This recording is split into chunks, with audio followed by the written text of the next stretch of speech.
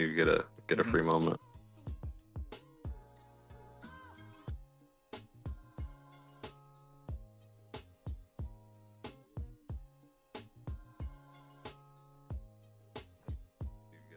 Get a free moment.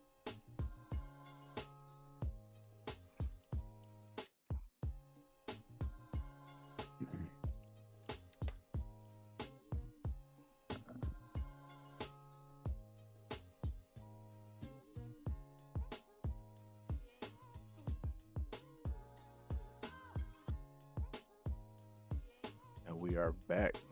League and Grind podcast. For the league, this is week 4 through 7. My left, yo right. My up, yo down. Mr. Fries, how you feeling, big dog? Good, man. Long week, but happy to be here talking some ball. It's much needed, so happy to be Yes, here. sir. Commish, Mr. Get Your Hezzy right. Mr. Go D1 if you really like that. Bad work, how you feeling, man? Good. Glad to be here, man. Always excited to talk about the league. Things have been crazy, so let's dive into it. How are you, Terrell? How's things on your end? Good, man. Living life. No complaints. No complaints over here. First off, you know, like they do in church after praise and worship, we're gonna start off with the announcements. Grind's looking for a couple new members, offering 80 overall for a good user that's consistent and plays the games. Commish, you want to speak on that a little bit? Yeah, so just like Terrell said, this is a major way, I repeat,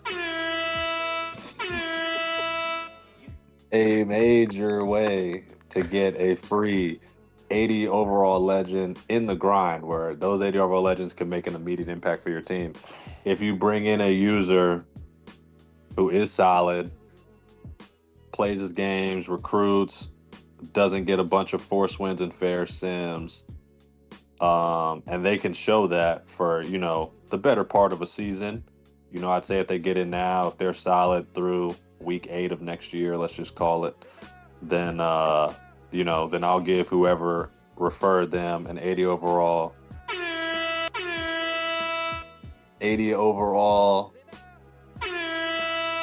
legend. So definitely lock in on that, man. Another free opportunity for y'all. I love bringing some gifts to my people, man. So y'all help me out, I'll help you out. I really appreciate it.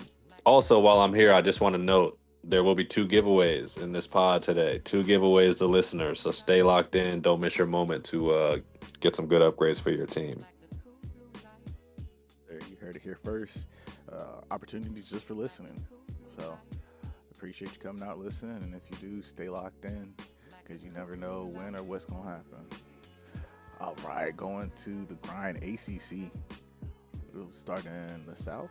Yeah, Vanderbilt 8-0 in conference play, pretty much locked up conference championship from this point from the ACC South. Who's the Vanderbilt user? Oh, that's Icy Cam. He's actually not in the league this year, but he was Washington until he ran that team completely into the dirt. So yeah, he's always been a solid user in my opinion. I would definitely mention on the pod a good amount that I thought Washington, could be an ACC threat. I think he beat Notre Dame with that Washington squad, if not I think it was last year. So, solid guy, and he's been tearing up that side of the ACC. I mean, that side of the ACC is incredibly weak. The new TCU user is decent, but he got that team very late, like 2 weeks ago, maybe. Oklahoma State, we know well, can play good ball at times. Then you have 2 CPUs who were users who quit the league, and the Baylor user essentially isn't in the league. I mean, he mostly gets force wins and fair sims, or force losses and fair sims. He's mostly just there because I need someone to fill his spot for now. And then Kansas, Arkansas, one of my favorite people in the league. Definitely one of the most hilarious people who I've ever had in the chat. No, I'm just totally kidding. But he's a solid user too. But yeah, this conference is I could probably win this conference with my left hand. But shout out to Vanderbilt for handling business. Yes, sir. Moving on to the north.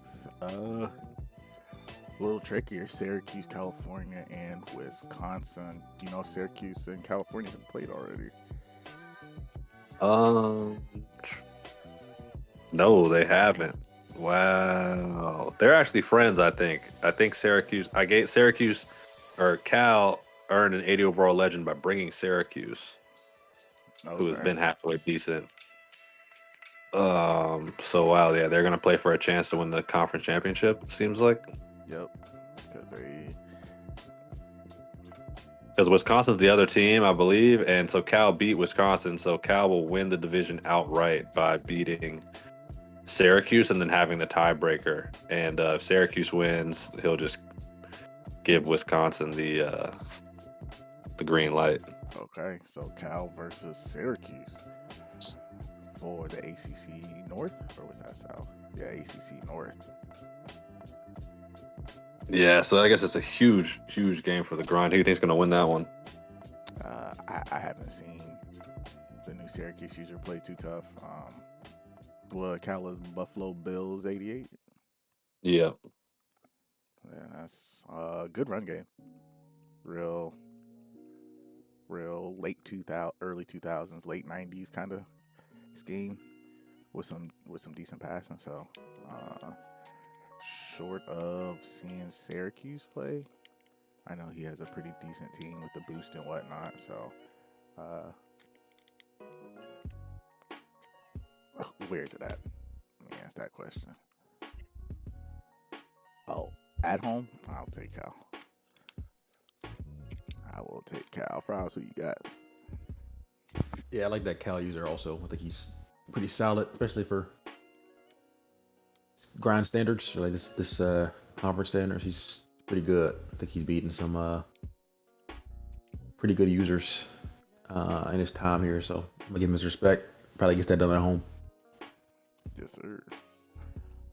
Moving on to the Big 12. It looks like Iowa. How many conference games are Big 12 playing this year? 7? Yeah, I think so. Okay. I think we're all done. Oh yeah, because that's okay. Shout out to Worm. Taking care of business. Now let's see. Does Washington have the head-to-head over UNC? Nah, he just smacked me this week. Oh, sir. So that will put. So Big 12 is locked up. North Carolina and Iowa. It's not locked up. It's not locked up. Oh wait, NC State's in conference, so UNC could lose to NC State. Oh, last rivalry game. Yeah, during rivalry week. So if UNC can win that game, it's over. If they lose that game, Washington still will get a chance at the conference championship. Gotcha. FX? Yeah. But you own the head-to-head over NC State, so. I do, but UNC will have it over me. It's gonna be probably different. It wouldn't be a three-way tie though. Washington would have 2 losses, and NC State and North Carolina will both have 3 losses. Oh, facts. Okay.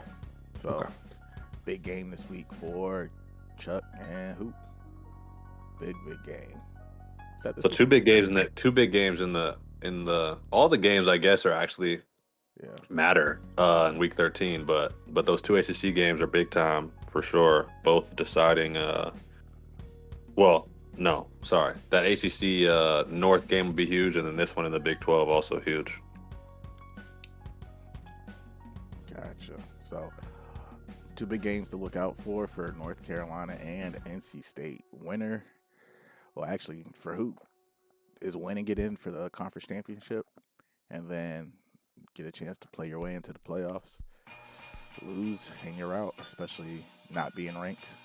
So that's kind of tough, but big games coming up for week 13. On to the Big 10. We'll take a look at Cincinnati real quick. Cincinnati's been playing good ball, but that loss right there hurt. Yeah, we was able to handle business against them. Shout out to my squad, man. I got a great duo, freshman duo, at quarterback and running back. They've been hooping this year, especially with Harlan Berry.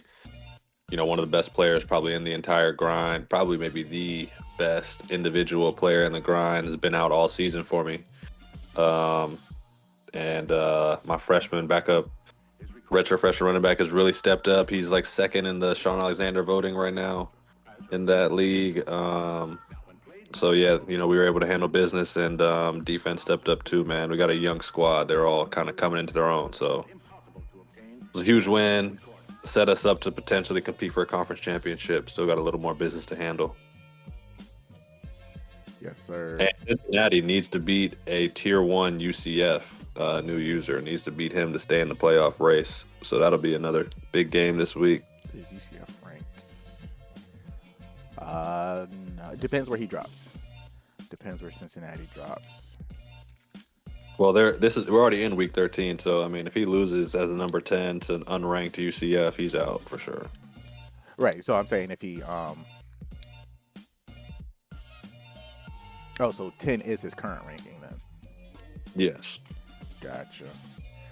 Fries, let me get your take on Virginia Tech and Shoemace as a whole. Supposedly playing good ball across both leagues the last couple seasons. Let me hear your thoughts on that one. He has been, for sure. I mean, playing good ball. He always recruits pretty well. Probably a top 5 recruiter in the league, I would say, across both leagues. It's usually his gameplay that gets him. From me watching him, he's cut down his turnovers a lot. Like, he used to give you at least a couple Stevies a game. He kind of cut that maybe in half. He'll give you like one. And, if you don't get it, you don't pick it off or whatever. He plays a pretty clean game. He also readily admits he's a YouTube player, so he'll find stuff online and do it and kind of make it his own. But shit, I mean, I respect the effort, because a lot of dudes are just not good and just are content with that. At least he's doing something. I would rather it be user from the lab, but there's a lot of dudes in the league who use different stuff. I don't think it's really a negative. I joke about it a lot, but it's not like a negative thing. I mean, you got to learn from somewhere. So he's easily, to me, the most improved user since the game came out. And he keeps getting better, playing consistently. So shout out him. Most improved, huh? Yeah. Georgia might have something to say about that. Nah, not after watching his last game. He ain't got nothing to say to anybody. Anyways, let's not get into that right now. Texas Tech also been playing good ball.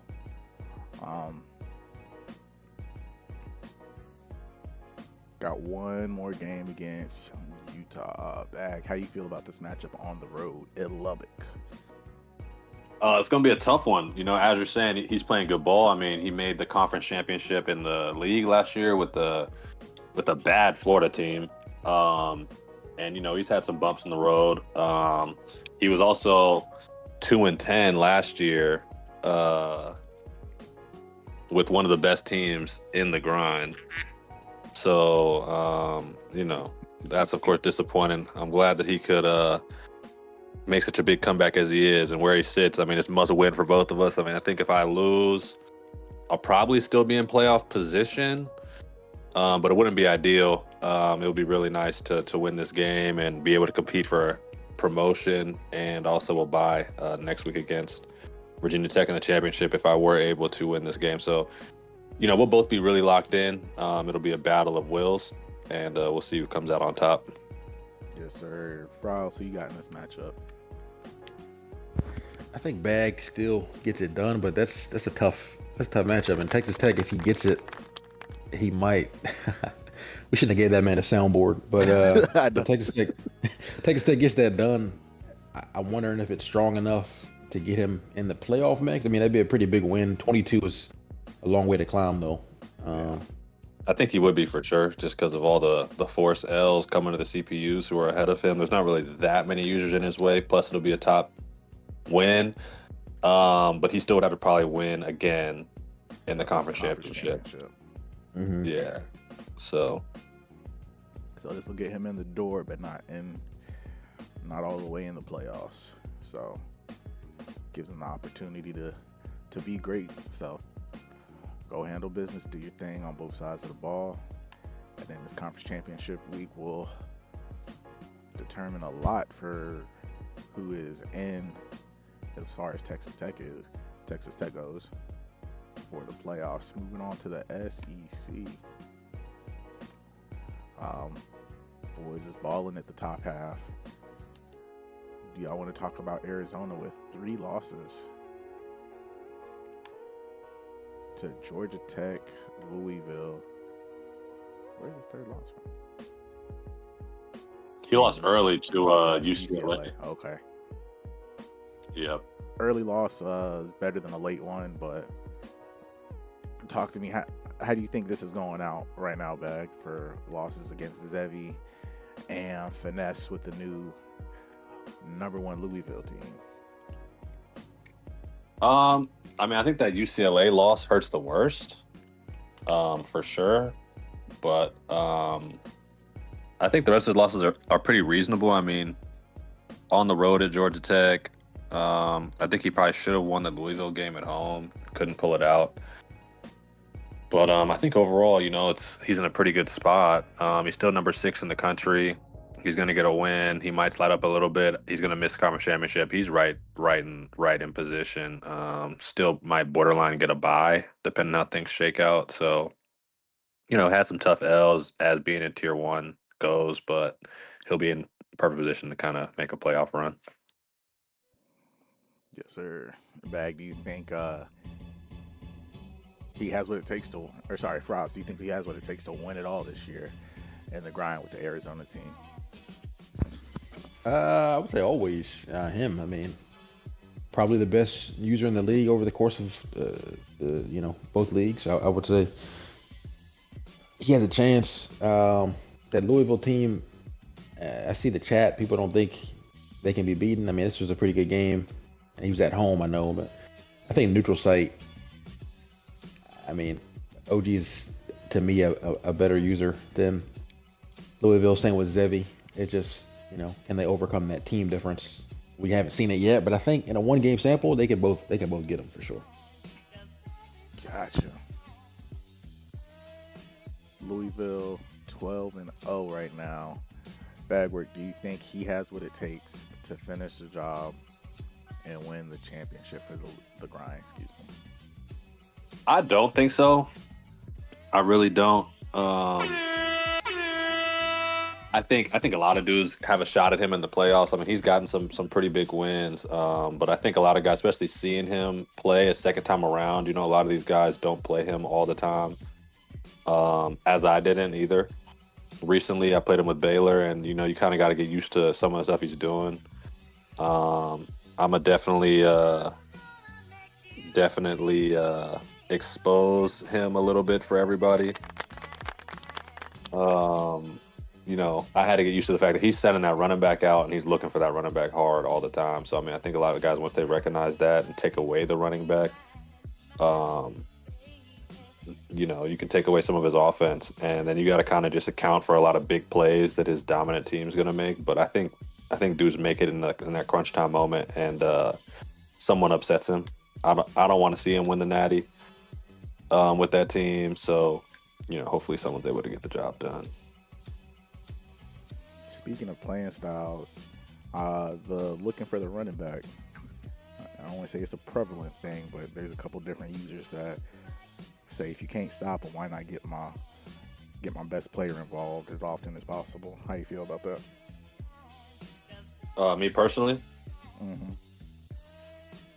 I mean, I think, you got to get it how you live. I mean, personally, I don't like playing against. I think it's annoying. I hate dink and dunk guys, but at the end of the day, they're making their first read, and if you can't take away their first read, you're not doing your job on defense. So, can't hate them for it. I think it's relatively, I wouldn't say easy to stop, but you can make those reads kind of tough, and it's definitely tough for them to score that way once they get into the red zone. I feel like a lot of dink and dunk guys can get down the field all right and then struggle in the red zone. So, as everyone does, but I feel like they struggle even more.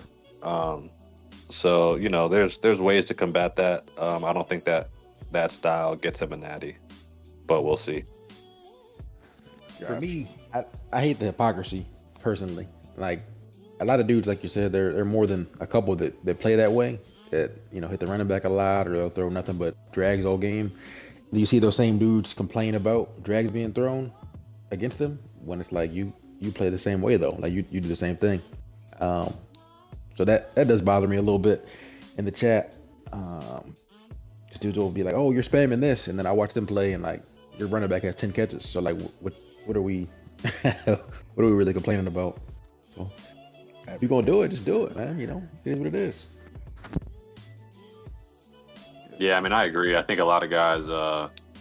I think there's only a handful of guys who are in general playing balanced ball. I think a lot of guys are repetitive. Maybe even some of the guys I'm just saying are playing balanced balls. Everyone has their thing that they go to. I mean, not everything's cheese. It's just a play style, and people got to get it how they live. I mean, you're complaining about guys dinking dunking, but guys will complain about me throwing 30-yard outs all the time or whatever, 25-yard stem curls and comebacks. In my opinion, what I'm doing takes more skill than hitting the running back. But at the end of the day, like, I'm running the same things. At the end of the day, I'm running the same things over and over again as well, just a different thing.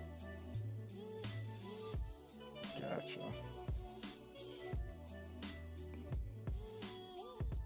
Let's go see who's up for the Heisman.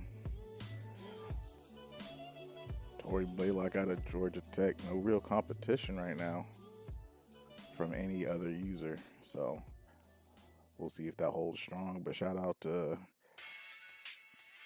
Tory Holt. Is this a legend? Yeah, it is. With platinum takeoff. Nighthawk will Nighthawk, bro. My goodness. My goodness. And he can still get shifty. So yeah, if you gotta play him, press, don't press, back up. I don't know, platinum might be doesn't even matter. You better press him for real if you're gonna be that close. Because that is, yeah, you can't miss either. Yeah. Because if you miss, it's game over. Yeah, he's gone. See you later. Maxwell Award. Tory Holt. Tory Blaylock.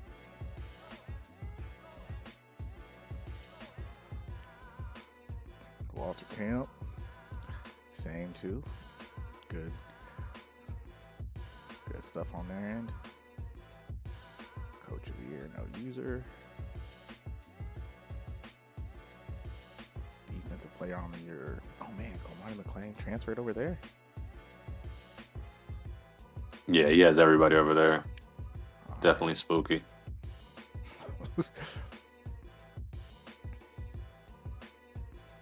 Defensive back.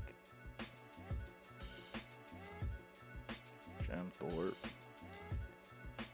Yeah, that's I think we got somebody on that Thorpe list. Oh no, we don't. Not anymore.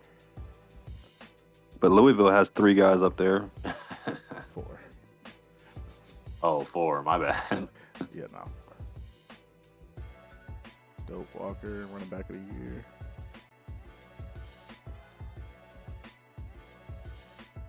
Bolitnikov. It's crazy. Did my young running back get on Doak Walker at all? Not on the list? Unnamed? Nah. Kind of violating. Crazy. Dang, that's foul. All these dudes over here got running backs over there because they can catch the ball. Yeah. Your running back's doing running back things, so you don't fit the mold for the award. Absolutely brutal. Nobody's up. Tech, the only person that has a defensive lineman of these for the Lombardi. Got any quarterbacks? Iowa. Okay, I was doing his thing. Yes, sir. And Texas Texas Tech. Tech. Oh, I forgot he has that dude. 94 overall. Marcel Reed. We got to be on the lookout for bro. Jesus, With extender that's spooky. and That's downhill. spooky. Yeah. Yeah, that guy's gonna be a problem for us. Virginia Tech's legend made the finalist list for defensive end of the year. Mm. Iowa and Arizona finalists for trophies. Tight end of the year. Oh no, J. Roth is not in the lead. No way. Wow.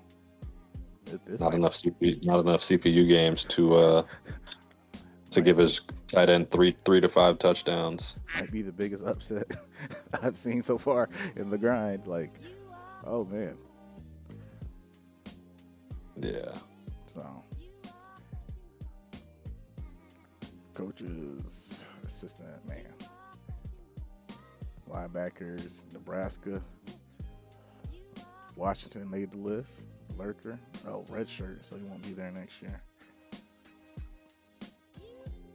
Junior might stay though, with Robert and Knockout. So shout out to Washington. Got a grip of users up here. Sophomore for Utah.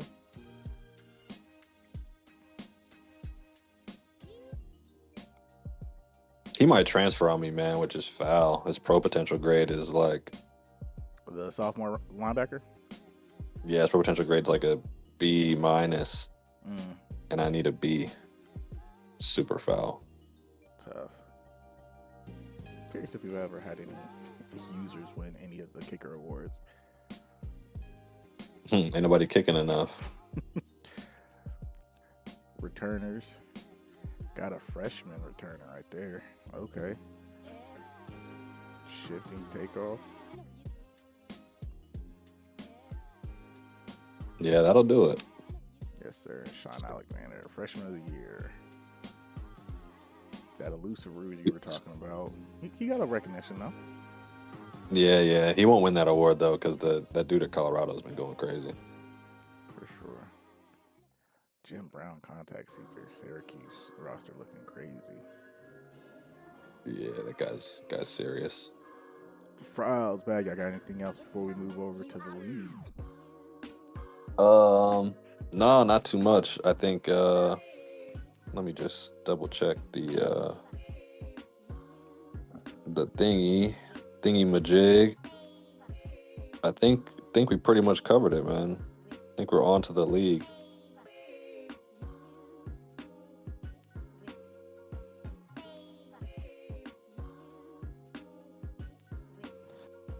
All right, now I'm back. While I load up, bag, you wanna get into it? You wanna introduce it?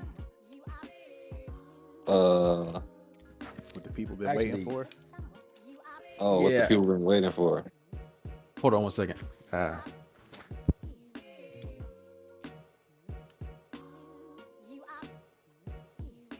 Patrolling, they don't stop me, and I get locked up. They won't let me out. They won't let me out. I'm locked up. They won't let me out. They won't let me. They got my dog, man. They got my dog. Lee, they got him. Oh, man. So last week we had a crazy revelation, man. We found out that our podcast host, the one and only Terrell, had been cheating. He had been boosting his player speed by. Whoa, no. It was not. I mean, my bad. Nah, don't get my charges right. Boosting his player's strength. My fault. He had like 7 or 8 guys with like 99 strength. Apparently, this was done by moving the player to quarterback, where you can then upgrade his strength for very cheap, and then you can move him back to whatever position he played. Cheaper than if you were going to do it as his correct position. Moved him back, and so yeah, he was playing with 99 speed. Didn't help his record though. He still found a way to get relegated out of the league, out of the Big 12 to the ACC, even with the advantages. And we had a new user from Oregon who discovered all of this. He's the newest member to our Cheese Team organization. He discovered all of this after he was not happy with Terrell's Wordle execution. That's crazy. And from there,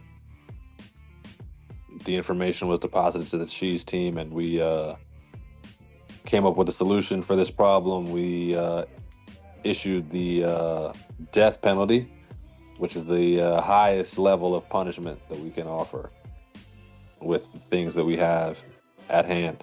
So that included all the players who were 99 or 98 strength were nerfed to 0, will not be playable ever again. We also eliminated Terrell from any rewards this season.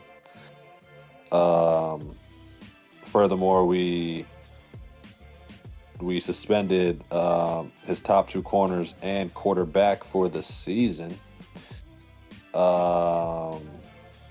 And he will have to cut his roster to 70 in the offseason, which probably is the most brutal of them all. I personally, from my perspective, I was shocked to hear the news. I just didn't expect it, especially from someone who, we do the pod with all the time. We talk about cheaters all the time. So I was definitely caught off guard. But I'm glad that we have such a strong community who was able to find this information. Frowls, how did you feel about the situation, kind of from the side?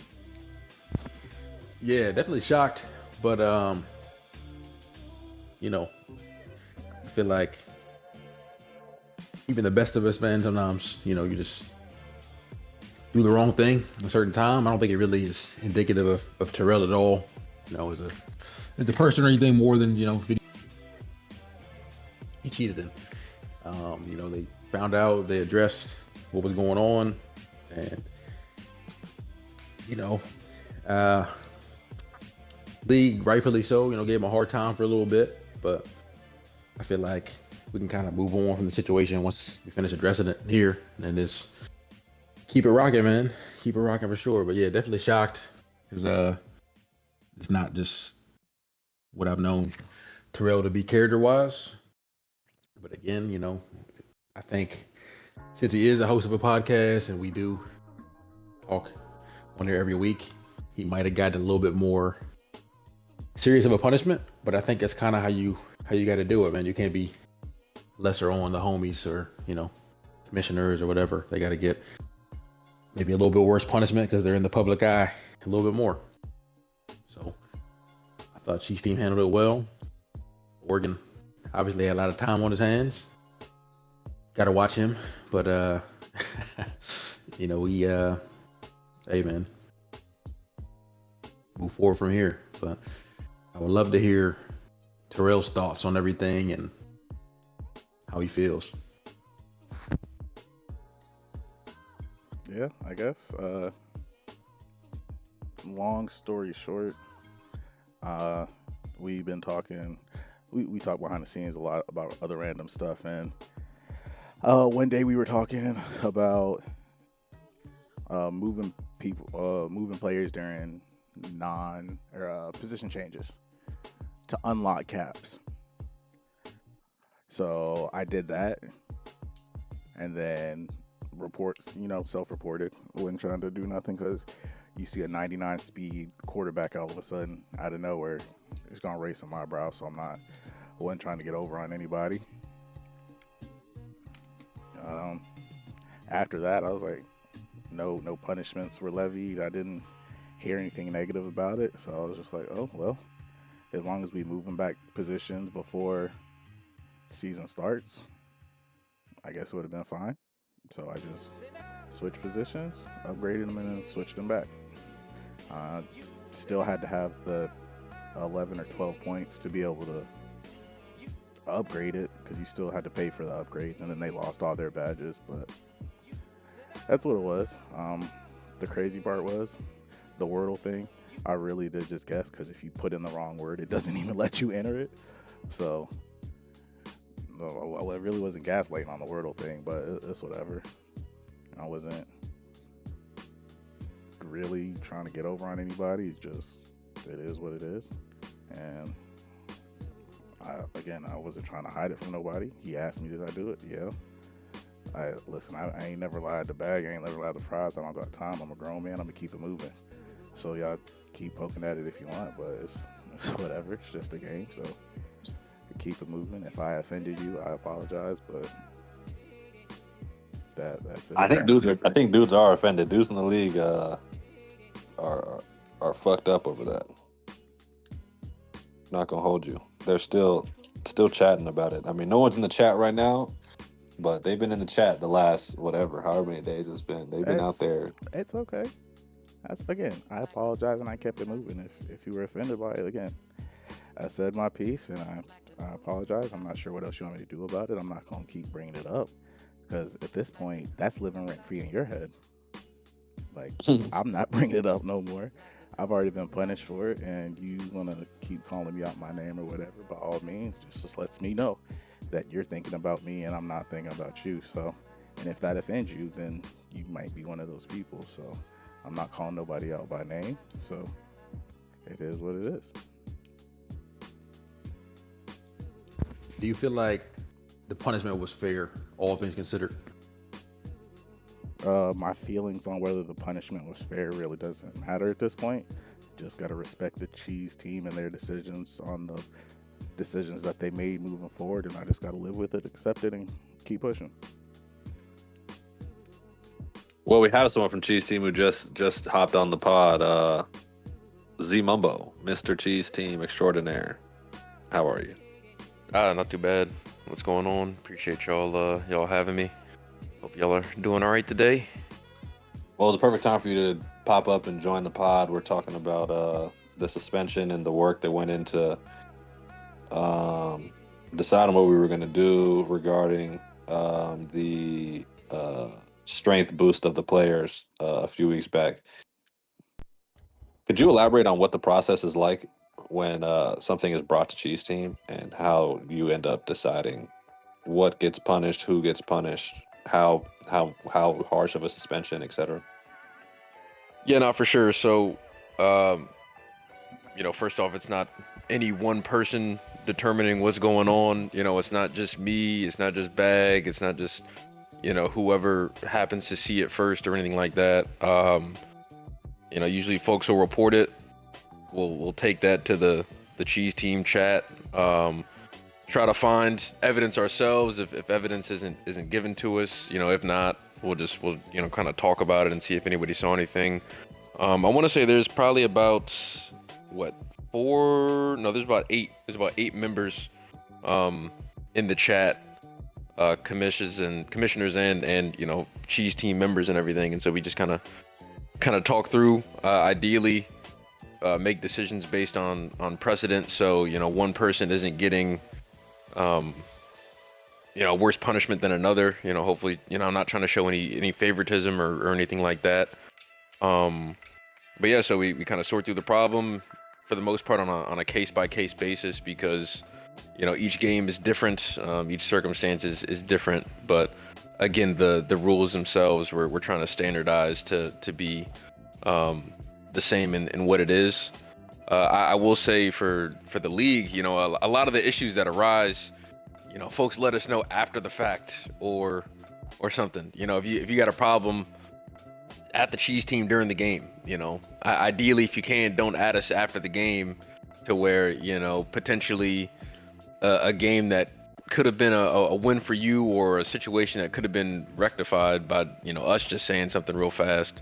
Now we kind of gotta go through the whole song and dance of checking out what happened, possibly doing suspensions. It is a good bit of work in some of the games to look and see, exactly what went on, and dudes do take it play by play, possession by possession. Try to look at all the circumstances, and it's not just one or two of us. It's usually, I'd say at least probably 4 to 8, really, folks looking at it. But yeah, that's for the most part how it goes down. What did you think of the situation when it just came to your desk? Are you talking about the clock chewing? No, we'll get to the clock chewing.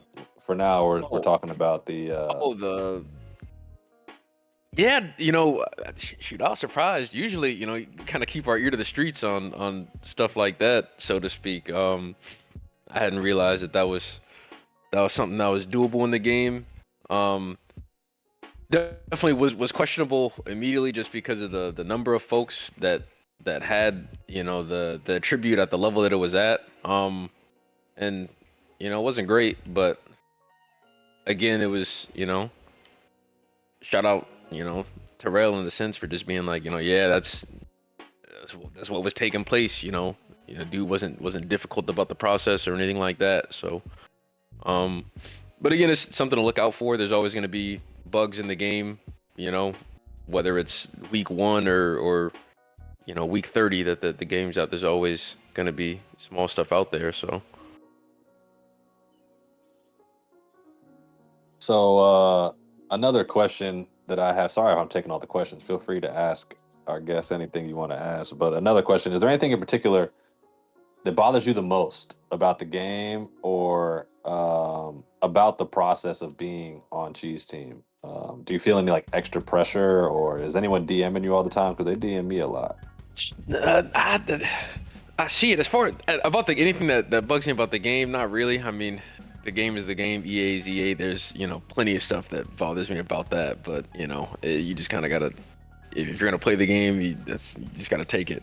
As far as Cheese Team goes, again, like if the commish says Cheese Team's gonna handle it, if a Cheese Team member says, we got it, bro, we're talking through it, because again, it's not just a cut and dry 20-minute, yeah, he did it, throw the book at him type deal. Dudes are actually trying to,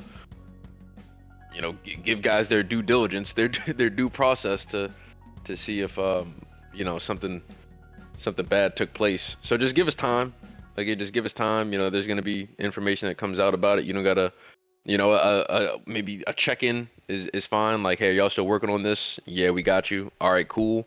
But you don't gotta keep messaging folks and complaining or doing anything like that. Like, we got you. We promise. But that's for the most part it. This is a little bit of a sidetrack, I guess. I don't know if I'm just taking up all the space right here, but your season to start the year has been a little bit up and down for sure, but I wanted to give you a big shout out for taking the national champion of last season down at home in a rematch of the semifinal game. How was that game for you, and what worked for you? I mean, it was a good game, frankly. We're not trying to talk about that game just because, we're trying to look forward. We're not doing our job right now in the league. It was a good game. They're a different team this year than last year for sure. I don't know if I could have said the same if a couple of their players are still on the roster. I guess that's just kind of how football goes. But it's just one game. We've taken 3 losses since then. It's nothing to. We don't have too much to be proud of right now. 3 losses since then? Who'd you lose to? All right. No, I genuinely didn't know. Sorry. Who we lose to? We lost to Texas, USC, barn burner. Yeah. Who was the second one? Oh, USC, the USC game. Yeah, we lost to Texas. I appreciate you. I was about to say, you kind of had that on hand kind of quick. No, lost a couple close ones to USC and Texas by 3, and then good old Kenzo, who I used to play year in and year out. He got the better of us completely in a game where there was some funny stuff from EA, but frankly, just weren't prepared. You got the doors blown off.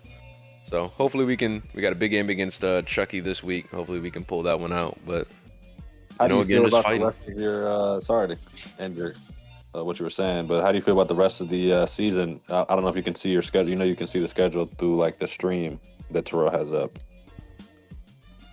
Yeah, I mean it's just a fight, you know, week in and week out. It's just a fight, and I think that kind of reflects you know, college football in general. You know, you're not gonna there's not gonna be a whole lot of easy ones.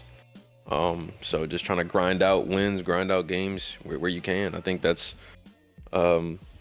you know, whether you're in the top tier or you know, one of the lower tiers, you're surrounded by dudes that are your skill level or better. So you just kind of got to keep fighting. Mhm. Heard you there for sure. So recently, Terrell came back with another allegation, or Arkansas. Arkansas came to you with an allegation regarding Terrell. It hasn't been announced to the league yet. Is there anything you can talk about before the official announcement comes out about that situation? Yeah, I mean it's a strange thing to try to figure out. As you saw, I think we probably had like 5 folks looking over the footage in there. There's just so many factors with the whole, you know, chewing thing. Play style plays a big factor in it. You know, how play style, down and distances. You know, what that one came down to was for the most part, you know, not necessarily hiking when you probably could or should, and so there's some time falling off. I do have a description if you know, if you want me to read it off, just so you know folks that are listening can hear it. But yeah, sure, why not? Sorry. So what did you say? Go ahead. He said No. he said you can read ? All right.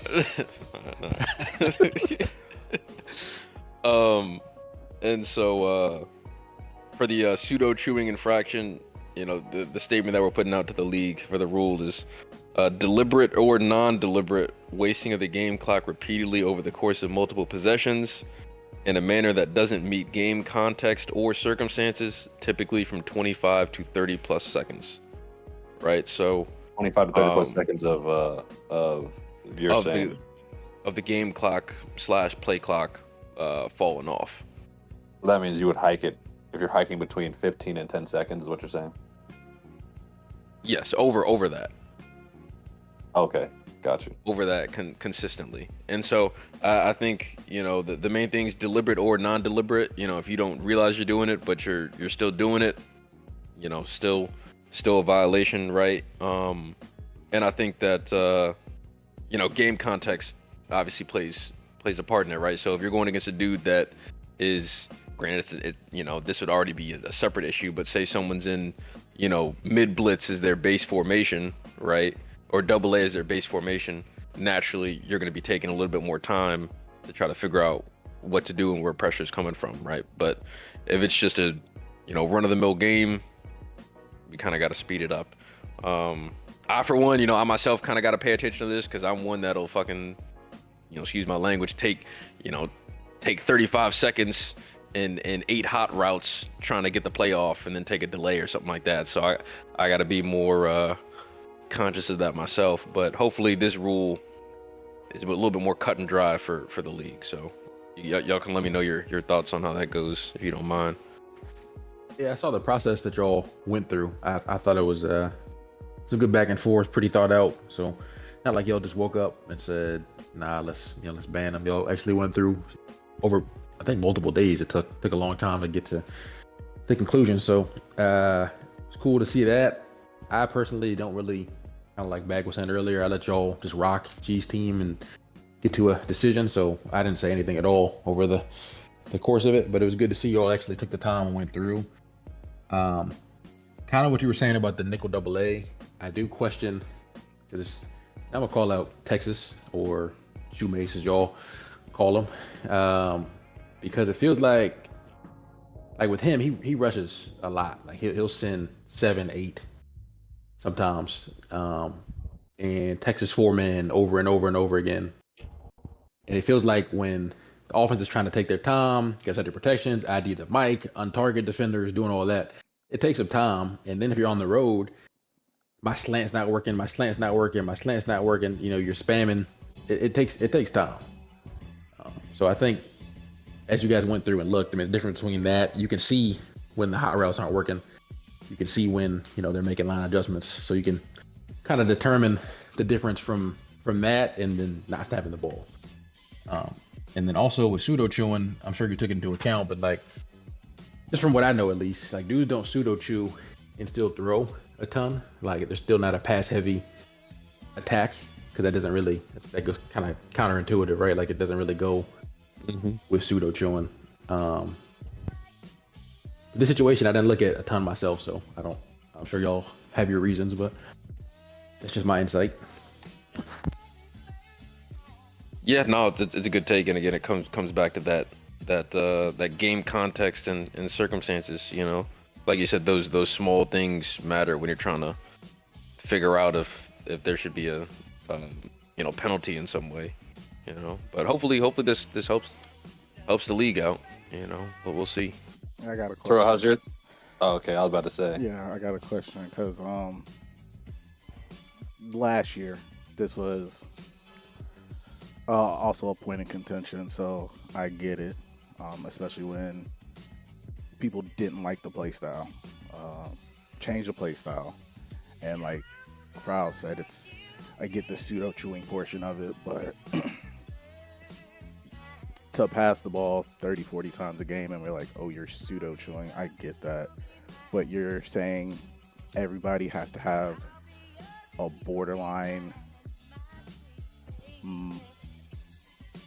hurry up without hurrying up type of offense. Because if you're saying you got to snap the ball before 15 seconds, that means every single play short of the first play after a turnover, you have to have your play picked by 20 seconds, or no, 23 seconds. Because the math of it is the point, it takes 6 to 7 seconds to snap the ball just based on animations. So if I pick my play at 20 seconds, don't make a single hot route, I can't even hike the ball till 12, 13 seconds on the clock.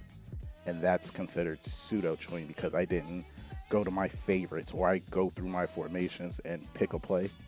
I have to speed that process up because it's not fun or pseudo chewing. Like I get it if it's, oh, you're snapping with less than 10 seconds consistently, but you're like, oh, I pick my play at 20 seconds, I don't snap till 13, and I do that all game. Now that's considered pseudo chewing, according to the rules. I definitely hear you. And that's kind of why we tried to word it as far as, you know, typically and factoring in game context, game circumstances. Again, like I'm with you, right? I take a little bit longer to pick my play. You know, I'll try to hot route into the dirt even though I'm playing away. So I definitely hear you on that regard.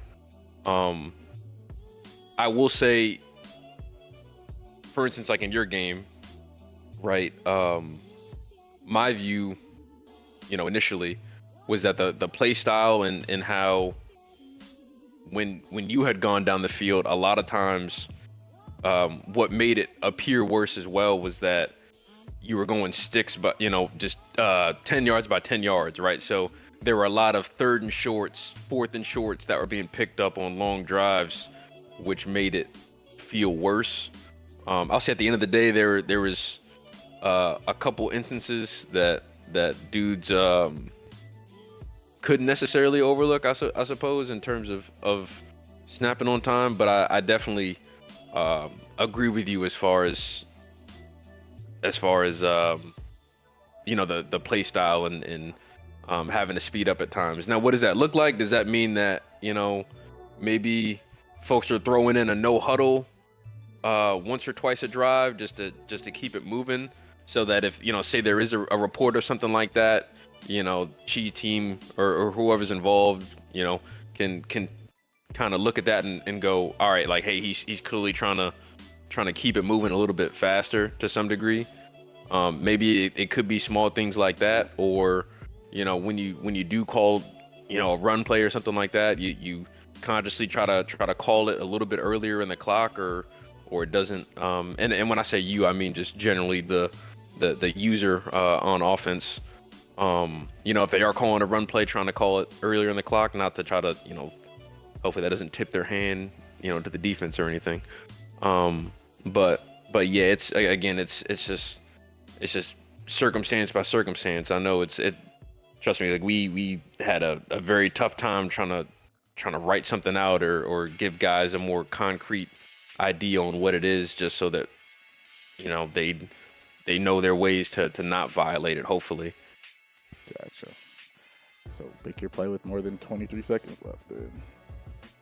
I think from what I was looking at too, I mean, it's not necessarily about picking your play at 23 seconds. It's like from their conversation, I mean, it's just there's more nuance to everything. It's not like every single time you got to pick about 23 seconds. It's more so, are you consistently snapping the ball below like 10 seconds for 3-4 plays in a row? That or longer. That'll definitely get you messed up, especially if the reason why you're getting to that point is because you're either one, taking 20 to 25 seconds to pick your play, or two, you're coming to the line of scrimmage and chilling out and taking 10 seconds to make one hot route or not making any hot routes.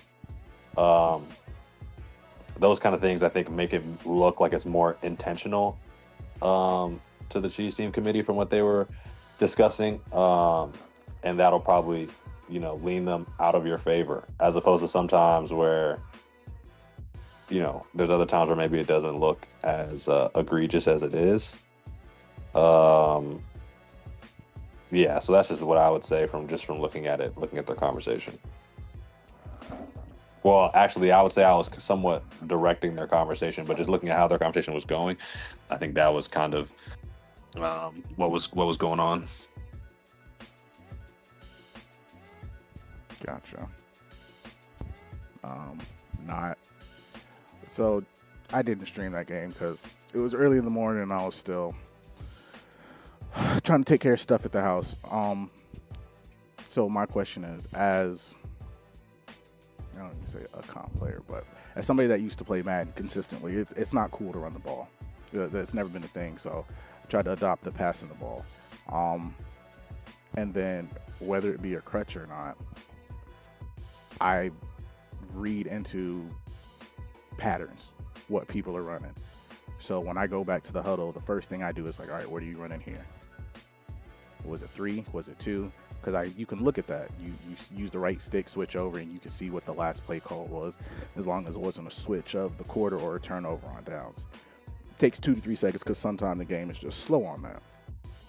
And then Free game, by the way. Free game. Sorry to interrupt you. Nah, that's cool because at this point you're not gonna have time to do it. So you go look at the previous play, and then my thought process is, all right, cool. Because and you're right, that's just my play style. It's a lot of take the underneath if you're gonna give it to me, and then might hit you with a quick deep shot. The point of my game style is get to third and short and convert. So all my drives are always 2.5 minutes, even passing the ball, just because it's like I'm not taking a bunch of deep shots downfield, and then I'm trying to pattern read on what you're doing, whether you're shading underneath, shading over top. Are you playing match? Because my drags will tell me a lot, and then I'll read what you did. Are you pinching your safeties? Are you putting them on close? Are you running 3 with zone drops? Are you running 3 with match? Because if you're running 3 with match, then I can't hit the seams. If you're running 3 with drops, I can hit the seams. Are you double flatting to one side? Because then my short motions are going to tell me that. Like, it's a lot of stuff that goes into it, and I'm just saying, all right, I have to shorten my thinking process because I'm not snapping the ball with more than 12 seconds on the play clock. So that's a little bit of the frustration. It's just like, all right, I'm trying to do my best to think through the game. And because I don't have my stuff in favorites, or it takes me a little longer to get to the line of scrimmage. And it's not like I'm just sitting there every single time. Sometimes I am trying to hot route. And with a sophomore quarterback with no mental abilities, with a 78 overall, sometimes you got to hot route that corner 2 and 3 times, and even when you do that, it'll switch to a zig that I didn't get to even run. So it's just frustrating to hear it, but at the same time, I guess I understand it. But it almost feels like dudes are complaining because of what happened, just to complain. Because in the same time, the Florida thing, when I played Florida, Bag had to tell me, he's like, dude, you got to fix your depth chart because if you touch a redshirt freshman or anybody that's redshirted, the game will reset the depth chart. I didn't know that because I tagged the Chiefs team during the game because I'm like, I'm not trying to cheat, dude. But I had a suspended player get a pick six, and now Florida's claiming he should be whatever his record is, but it is what it is. No, I agree. Yeah, I mean that's agree. definitely I feel you on that. That's a glitch in the game where, and I think Florida was making this same. Also didn't understand this because in the offseason, by the way, 1 second. Shout out to OG. He said in the chat that he didn't know about the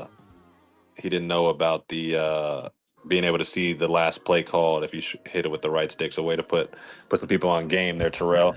We didn't need him to know that, man. Yeah, it don't matter. You don't have time to really guy. do it. So it's crazy how many games OG wins. He probably is most consistent. In my opinion, I think he's the most skilled, but it blows my mind every time that he mentions, I'll see him in his chat or whatever, or say something along the lines of, I don't know how to read defenses. I think he's lying. But if he is telling the truth, I mean, it's insane. I mean, don't get me wrong. I think he wins a lot of games, like most people who are the best players in this league. You win games on defense, in my opinion. I think offense, there's a lot of things that work, and you can move the ball up and down the field. But if you can defensively, dominate, like a lot of times he dominates with pressure. I think he has the best pressure. He has the most timely pressure. Like he's not, as opposed to Texas, who I think blitzes almost every down, especially if you allowed him to. OG does a better job of blitzing when, you really, it's the right time for that. You're going to be passing. Are you going to be able to set up your hot routes and your protection and everything before the right way? And he can disguise his blitzes, a little bit better. So I think that's where he really excels. But it's amazing to me when he says he can't read defenses because he also can be very dominant on offense. So,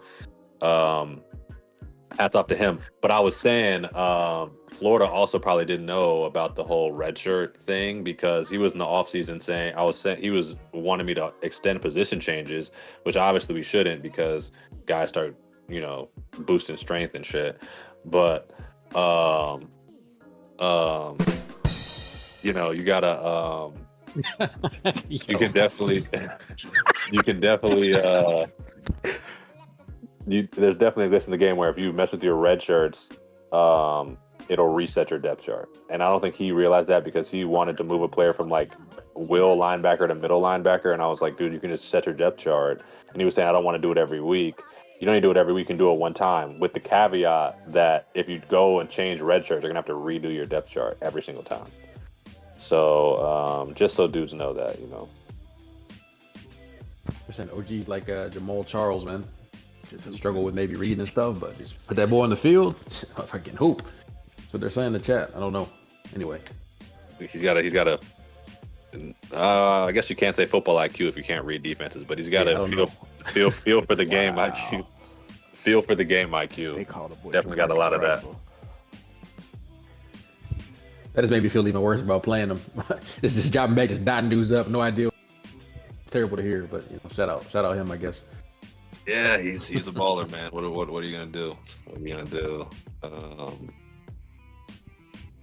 Yeah, but I mean, I guess that pretty much is that regarding the scandal. The biggest, second biggest scandal of the league. We've had two big scandals in recent memory, so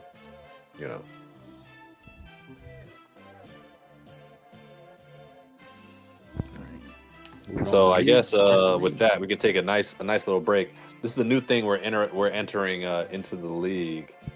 We're gonna offer. This is the first of 2 giveaways on the podcast today. This giveaway, the first person in the chat to answer this question correctly will receive 2. I repeat, 2 physical upgrades for answering the following question correctly. All right, I'm gonna give you a couple seconds to get yourself ready. The question is, a reminder, first person to text in main chat will receive this award. Who was the last user You must type in the player's name. Who was the last user player to win the Dick Butkus Award in our league? Main league. In the main league. The last user to win the Dick Butkus in our league. Correct winner, +2 physical. Anybody in here have any ideas or know the answer? No idea. I know where I could find it though, but no idea. Yeah. What they say in school, use your resources. Yeah, use your resources. You definitely can find it in the Dynasty tab. You can definitely, in the Dynasty, the information is there. If you're Georgia right now, silent, just trying to scroll through. That's funny, man. Well, since we talking about Georgia, I got a question for you, sir. Seeing your progression from the ACC to the Big 12 this year, I know we were, well, I don't know if it was a we thing, but I was critical of you on your style of play and how your room for error or your margin for error would be significantly shortened in the next conference. Have you felt that so far? A bit. I think my issues with 2 of the 3 losses thus far has just been us not finishing in the red zone. I think for the most part we've been taking care of the ball, separate from that OG game, not OG, I'm sorry, that Okenzo game. We've been taking care of the ball pretty well. But again, you just kind of gotta. It's just so important to come away with points every possession. Not giving up easy ones. No, definitely have felt it. Definitely have felt it.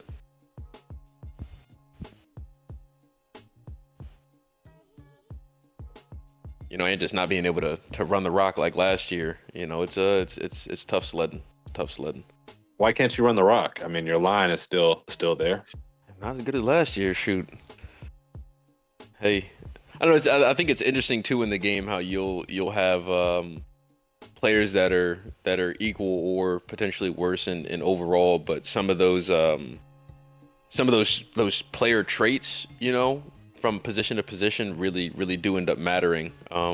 Whether it's the style that a running back runs in, or some of the small traits, even with I think a lot of QBs have them as well. I'm trying to think about what comes to mind, but I don't know if you guys have ever gone to look at it, but going to like a player's going to their stat page and then going and looking at the actual player traits. Some of those matters, and quite frankly for me, I'm not a prime time top user in the league, so having a good team and better team definitely matters for me. I can't say much because we're still a 99 overall, but again, every little bit helps, and I think losing some of those guys took those traits hurt out us a this little year bit. for some reason. Did they? I don't. Yeah, because I was big on that in Madden, where it would show you. I'll just go to my roster real quick, where it would show you like for quarterbacks, it would show you they're throwing the pressure if it was ideal and stuff like that. They don't have that anymore. I don't know why they took it out. No, it's still under. If you go to, announcement. Sorry, Baylor has won the question of the day. Finesse has handled his business. The last player to win the Dick Butkus Award in the league was during year 3. One of the best seasons by any linebacker. He is honestly, every year in the offseason, we do the Hall of Fame committee and we vote for Hall of Fame and all this stuff. And he's always in the conversation off of one season. He had a spectacular senior season. His name is Donovan Pelot. He was a Mike linebacker with some speed on him from UCLA. I'll read off to you his because we have all his stats locked in from his career. His career stats at UCLA in 4 seasons: 166 tackles, 27 TFLs, 6 sacks, 13 picks, and 2 touchdowns. And in his senior year, He had 79 tackles, 9 TFLs, and a sack to go along with 8 picks, a forced fumble, and 2 touchdowns in that one season. That year, he was a first-team All-American. He was first-team All-Big 12. He won the Dick Butkus Award, second in Nagurski Award, second in Bednarik Award, and with an undermanned UCLA team, went to the Big 12 championship and lost to Nebraska. Shout out to that user over at UCLA, and shout out to Finesse for knowing ball. Shout out Finesse. Shout out to Finesse, yes sir. Way to know where to find it too.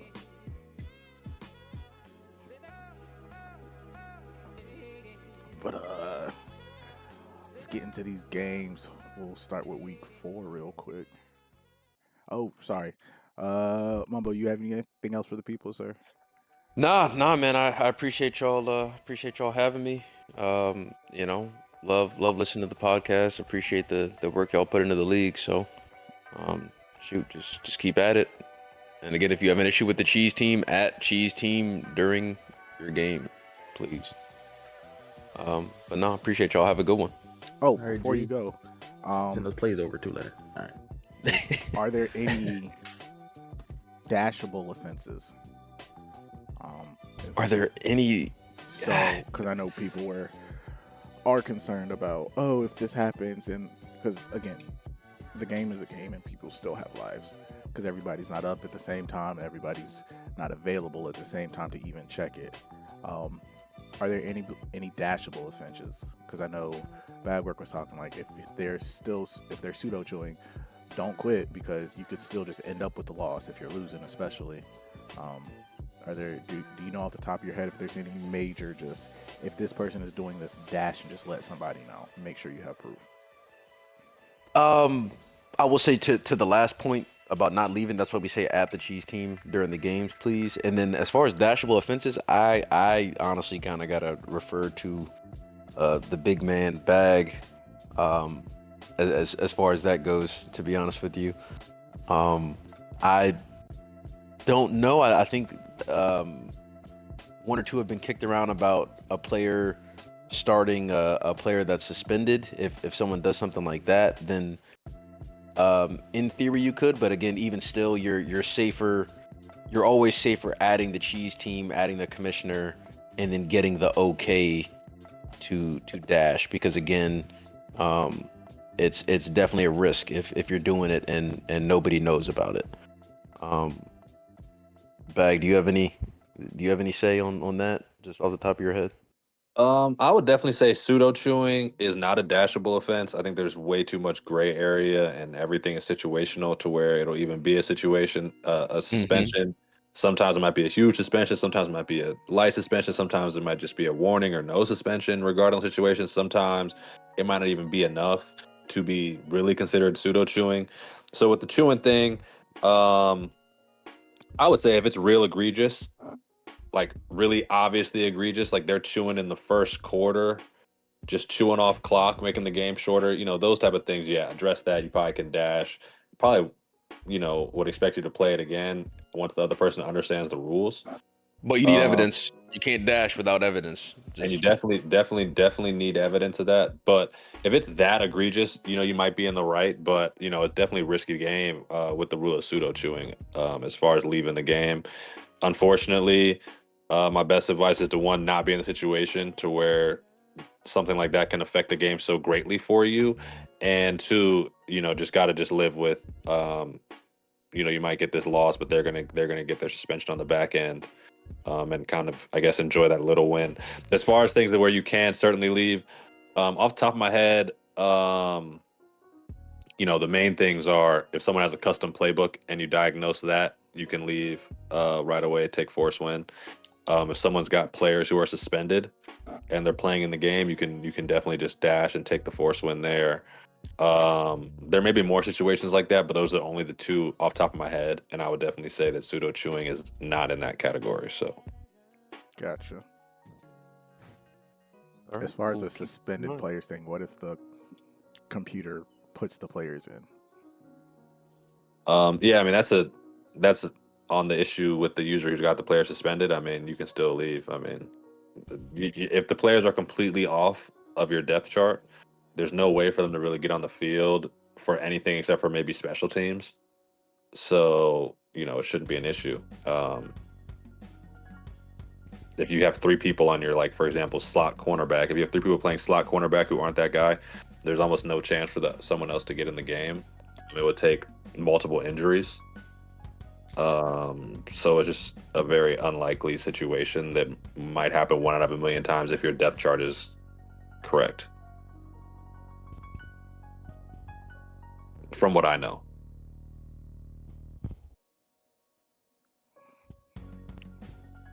Good to know. Good to know. Gotcha. All right. All right, gents. I appreciate you, sir. Appreciate you, Doug. Be easy. Come on. Peace. Smells a whole lot better in here now. It's like, no. Let's rock with the league, though. Let's rock with the league. Not team schedule. Sorry. We'll go over some Pac-12 stuff real quick because I know that was brought up earlier. Let's see.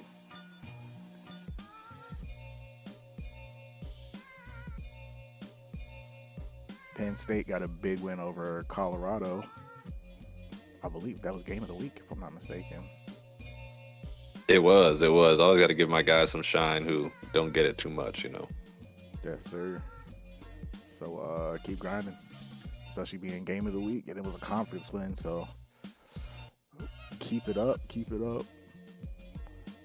I think it was a divisional game too, so that could go a long way for him. It's super early in the pack, but it'll be interesting. There's definitely some new blood in that Pac-12 who are going to make some noise, so excited about that. Yes, sir. Train with Dane isn't Wisconsin in Pac-12, is it? No, that's D. Bledsoe. Okay. If you want to talk about it, this Syracuse team, I know big contention here. J. Roth was ready to just not play the game because of the roster that Syracuse was afforded. If the commission want to speak about that one. And they're boosted. I think their overall, makes them look better than they are. But we could go through their roster if you want. They're not, that good. I don't think they're better than Miami, but he definitely has a team that can compete in the Pac-12. Obviously, with the 96 overall. But he mostly just has a lot of guys who are playable now, and not too many guys who are like 50 overall is the biggest key. So it'll make your overall look a lot higher because he has not that many players. And I purposely boosted anybody who was like a 55 overall or a 65 overall to like above 70. Okay, so his floor was just raised. Yeah, he got a couple play. If there was a position where he just had nobody, like let's say for example, like at wide receiver, he has one senior wide receiver who's like an 83, and all the rest of them are like trash. I made sure he had some guys who are like, if he doesn't have the best recruiting class, he'll still have a playable team next year. Gotcha. But nothing. Not like I'm giving him anybody over an 85 overall. Probably the best player I put on his roster might be close to an 85, but most of those guys are going from below 70 to above 70 or mid 70s to like 80 to like low 80s to be like startable, Gotcha. But yeah, since we're here, like South Carolina came down. We know he'll be a threat in this conference, even with his 2 stars. UCLA has been on vacation. That's why now? The same user from last year. Well, I don't know because who was that? UF was the South Carolina user when I played, so I don't know who the new South Carolina user is. So his name is Zajan, I believe. He runs his own league. He's new to our league, but you're in his limitless league where you have Miami now. Okay. Yeah, but rough start over there, but okay. But yeah, he's a decent user. Definitely competed in the games once he got South Carolina, so he'll be a threat to go up. Same with UCLA. That Syracuse user is very good. I think he we'll see how he performs the rest of the season, but he might be my pick to win that division. And Wisconsin's playing well, so division looks strong. Arkansas's not doing anything right now, but they might be able to pick it back up and become competitive in the Pac-12. And Colorado, keep fighting, man. I saw you almost got a couple wins. You almost got Penn State, and you almost got Iowa, which would have been a huge win, obviously. So I see the improvement, man. Just keep pushing. Yeah. Shout out to Arkansas. That pain in the butt to play. I don't care what anybody says. You got that SE. Come on now. Yeah. For real, it's a tough place to play. And it was pouring rain that game, so just all right, whatever. For this conference, will I say? I mean, I know y'all definitely feel like you deserve some more credit at times, and fair, fair. But I feel like Penn State right now, you gotta play LSU this week. By far, by no means easy game, but you want to put your name on the map. You want to really get out there, get that done. You know what I'm saying? You got the opportunities on your schedule. They're very rare, one like this. So hey, man, LSU bleeds like everybody else, man. He can definitely be got. So you want to make a name for yourself? Hey, great opportunity this week. For sure. For sure. Ole Miss user? New Ole Miss user? New Ole Miss user. He's good also. He's actually very good. He joined as Nebraska in the grind. Oh, no. They didn't play that game. Yeah, they didn't get to play last night, so I forced Auburn. I think Ole Miss probably would have won that game from watching him. I've seen him play one time against Chucky, but he's running the right stuff. I'll say that. Gotcha. He's running, he understands the greatness of the stem down corner. He knows how to navigate the pocket. So it looks like we might have got one. That's good. Might have got one. Stem down corner is not impossible to stop, just frustrating. Definitely frustrating. We'll see if anyone in the ACC figures it out. I'll leave that to myself. Never mind. Well, I mean, just there's you in there, but there's some guys who I don't know. Yeah, you gotta show me that you're willing to throw that consistently, and then once you do that, then the adjustment should be made. But again, tough scheme to beat, especially if it's coming out of any compressed formation. Oklahoma State, better team than I thought, but I haven't had a chance to see them play.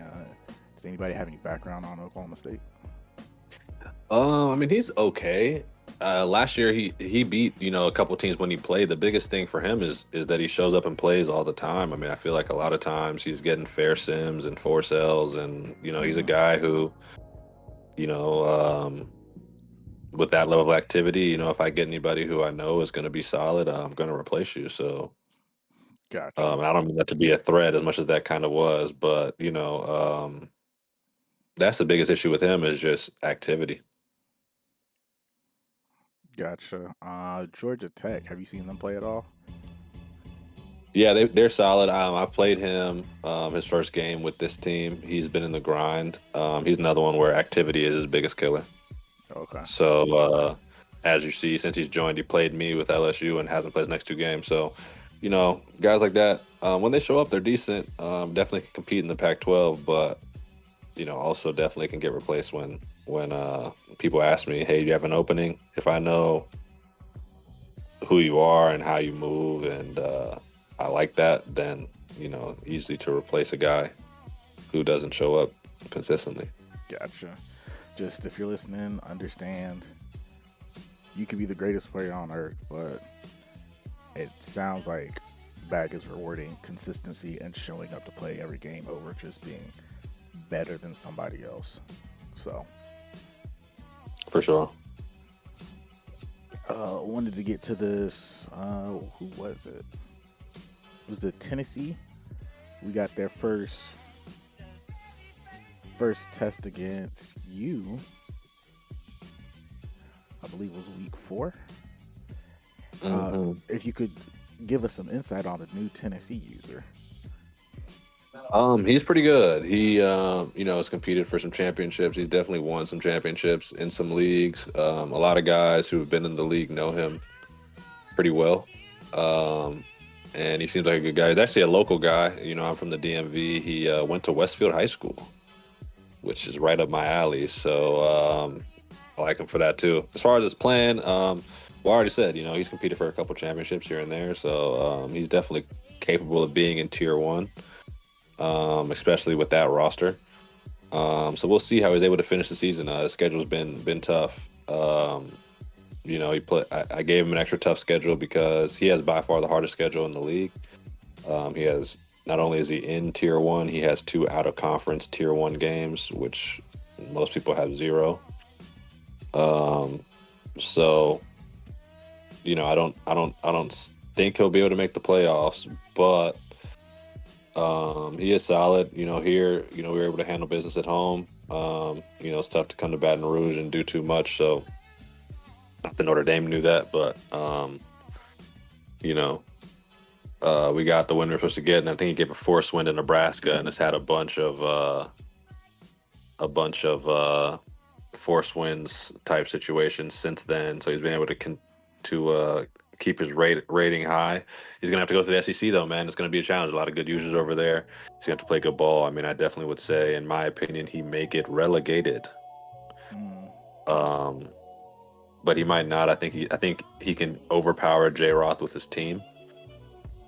But I think a lot of those other games, the teams are somewhat comparable to his, and maybe the users might be a little bit better. So, we'll see if he's able to maintain the league. But that the bottom of the SEC before the game start is interesting. We have our national champion who's doesn't have a great record right now against users. We have him. We have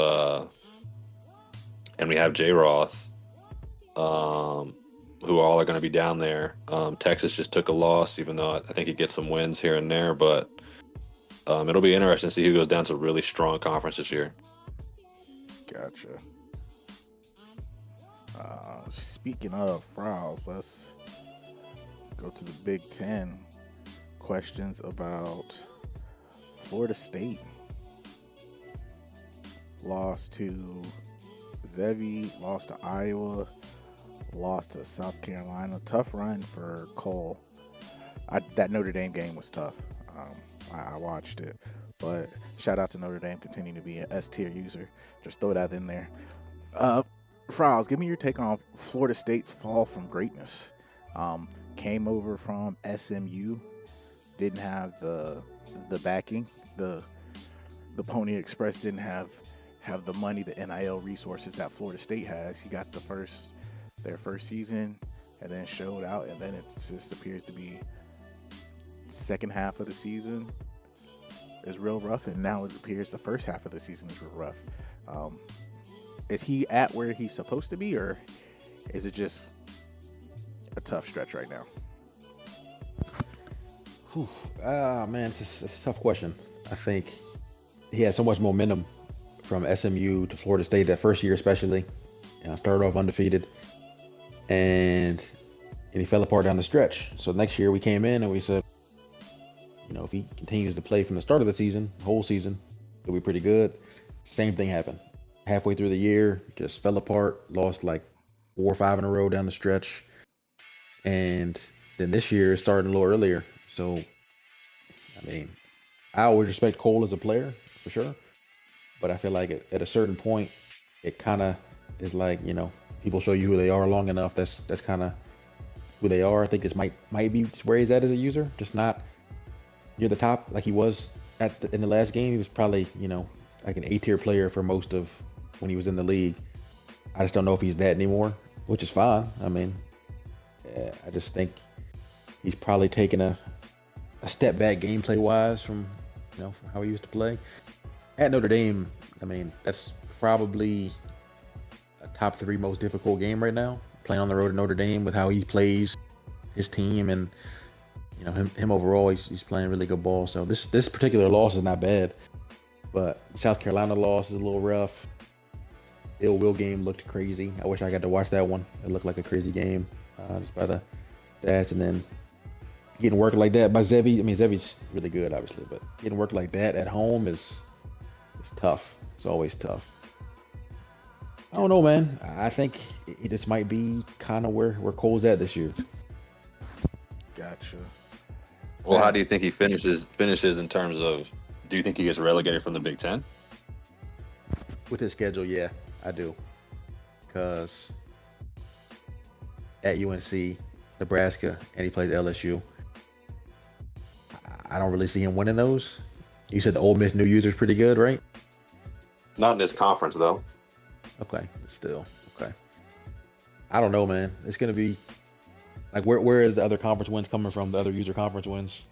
You think he gets? Well, I think if you look at, for me personally, the favorites for either, I think him and University of Florida are probably the least favorite to get in the conference, and they're gonna have to play each other in a rivalry game, last game of the year. He'll be on the road against Florida, and Florida beat him last year. I think that's one game. If he can win that game, and he might have a chance. I don't know where the other wins are going to be coming from. You know. So what you're saying is, the Florida game is it? That'll be the deciding factor on him going down to the Big 12 or staying in the Big 10. I mean, in my eyes, yes, but of course, if either one of them can get a victory, then that'll change the landscape completely. And I think Florida State has shown that he can compete. I mean, he plays up to the level of Notre Dame on the road to lose that game, which he probably could have won. He plays up to the level of Iowa, who has been a force in the Big 12 and in the league in general. But then he has the games at home against Zev, losing as badly as it was. It was probably maybe 35-0 early. And then losing to South Carolina, who just got relegated from the Big 12. He's going to play another who also, earned a free legend from that win. He's going to play Ole Miss, who's, he's brand new to the league. He's 0-5, but he's probably better than the South Carolina user, so we'll see how he plays in that game.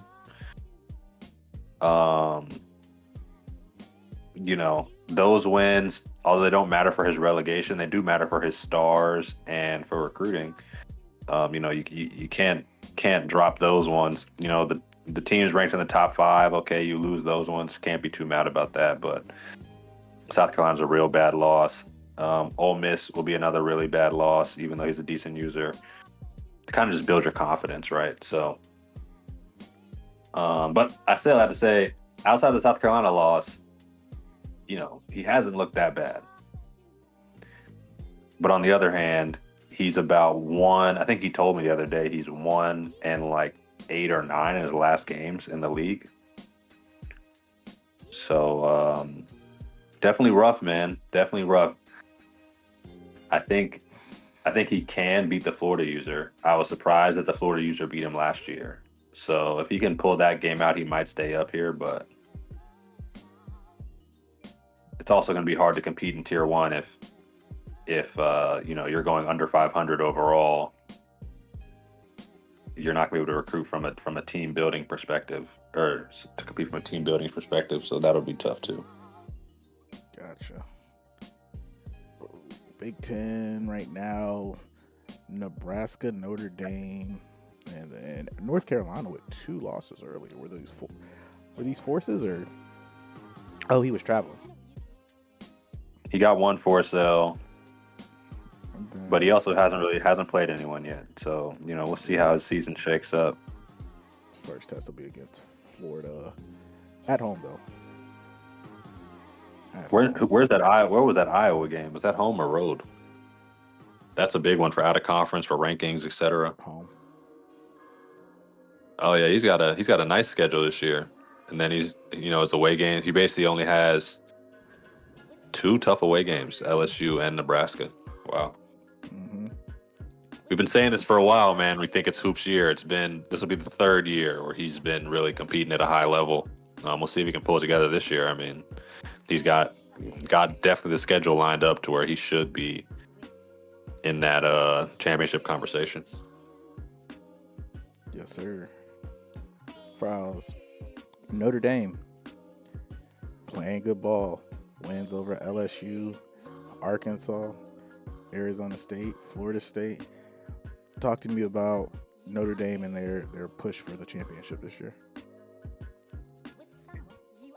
I think this is a year to really make that full name for himself. Like, after he makes him, I don't think he really makes too many excuses himself. He usually, he gets outplayed. I feel like he just kind of tips the cap from what I've seen at least. But I mean, he hasn't lost in a while to even say that. So I feel like this year you got the roster. He's playing. He's in good form.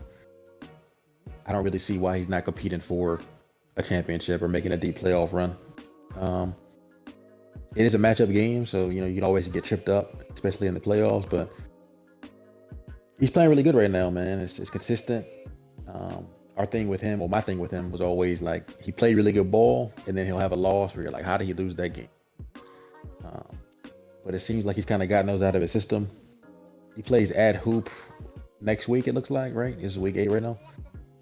Yep. Yeah. That's about to be a hell of a game because Hoop just smacked me in the grind. Was playing really. I was surprised by his defense. Hoop was playing some really good defense, switch running sticking 3-4. some. Like, yeah, he was running a little bit of everything, and I had no answers at all. So that should be a great game. Also, be tuned in for that Nebraska game. Maybe a little preview of championship or something down the road how they're playing. So yeah, shout out Notre Dame, man. He's playing great right now. But what I will say about Notre Dame is, the question is never about the regular season. I mean, dating back like 3 or 4 seasons ago, my big personal knock on him was he turned the ball over a lot. He reminded me of how Georgia played in 25, where his quarterback might have a lot of touchdowns. He also led the league in interceptions. So that was the biggest issue that I thought was going to just out of him winning just big games in general. At the time, he wasn't really winning against any of the top users just in general. He would beat who he's supposed to beat, but he would lose who he's supposed to lose to. Recently, last season or 2, he's really cut down on his turnovers. So hats off to him for that. He hasn't had any like just 3-4 interception games in a while. And it's resulted in some wins. I mean, he's beaten me, he's beaten Nebraska, and he won the conference championship last year. But what still is holding over his head and why he can't really make S tier in any logical situation. But because he still hasn't won a playoff game. This is all cool in the regular season, but when the going gets tough, neutral site, how do you act? And I've only seen losses. Even last year, he was ranked number, 1 or whatever it was. It probably had to be 1. Nebraska didn't make the playoffs. Maybe Tennessee was 1. I think Tennessee was 1, and I think he was 2. And Clemson comes through there, knocks him off first game. So, Man, faulting him for losing to the national championship and stuff, but okay. Well, I mean, at the end of the day, Clemson beat him. That was his toughest game. Clemson beat him, and then beat Georgia, who's probably, in my opinion, didn't deserve to be there. I mean, he deserved it because he won the ACC, but in terms of like schedule and strength of schedule, he definitely didn't deserve to be in the semifinal and got smacked there. And then he didn't play anybody in the championship. So I mean, his toughest game along that road was Notre Dame, which is a great win. I mean, I'm not taking anything away from the win or anything, but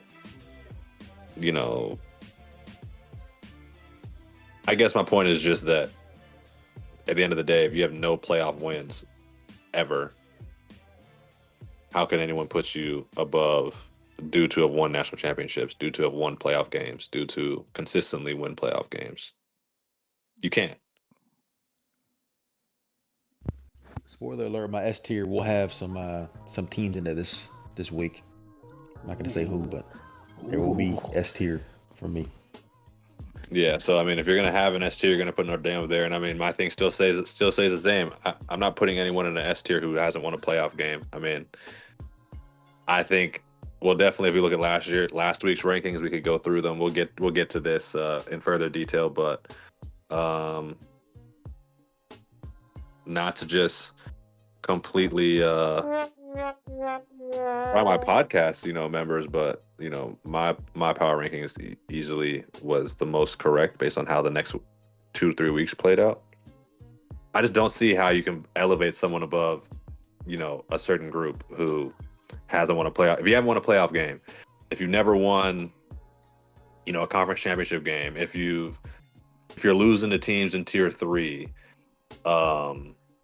you can't if you can't check or not be checked in those 3 boxes for me, you can't be in the S tier.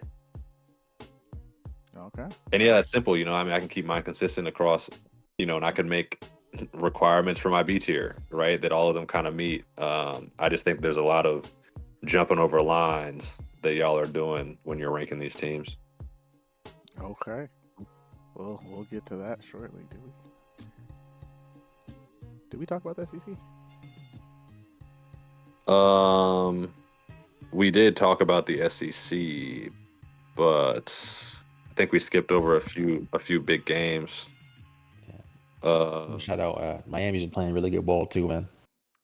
Got some good opportunities on his schedule, but he gets a lot of heat. Playing really good ball. Like, who's he beating? I think he's playing good ball, man. He's playing good ball. He lost to Alabama. Alabama's also playing great ball right now. He got smacked by Alabama, and he hasn't beaten anybody. He hasn't beaten anybody else. Is that a quality win? Not really. Because not really. So it's not. We're not saying it's not a good win. It's when you get elevated to the SEC at any point, as long as you're not playing an SEC opponent, you're supposed to win those games. You're supposed to win, exactly. If you were going at Alabama or at Iowa, like the top of the Big 12, okay, I'll say that's a good win. But if you're in the tier 1 and you play any team in tier 3 on the road, yes, you're supposed to beat them by 3 touchdowns at least. Yeah, I mean that sounds good, but I think in reality, J-Roth is. No, I mean it doesn't sound good. That's just him even being in the top tier like heavily. Well, because he got there on the back of suspension that he got there with. Okay, he's getting his wins. He did what he had to do. Personally, I'm not questioning being in tier 1 personally, but I am saying that he hasn't beat nobody, and winning against a tier 3, you're supposed to do it. It should be a layup. I mean, which it was for him. So good. I'm not like saying that was like, somehow like a bad win. It's just I don't think he has any quality wins. He's played one team that is, B tier and up. For me, he's played one team B tier and up for me, and he got his ass whooped. So I mean, that is what it is. I'm just saying, deserve some respect, bro. That's all I'm saying. Respect for what? The only person who disrespected him was you, though. Yeah, and then when he earns some respect by playing quality ball, that's how it goes. Okay, but this is my thing. Where has he played quality ball? A&M. A&M's it's a solid win. He's supposed to win. Solid win. And that was another game he's supposed to win at home. A&M has a losing record. I mean, we've seen, as we talk about, there's dudes who lose all kind of games. So who's the last person in B tier or up that Texas A&M has beat? I wouldn't be able to tell you that. I don't know. I'm not sure. That's good. I'll tell you. It's been a while.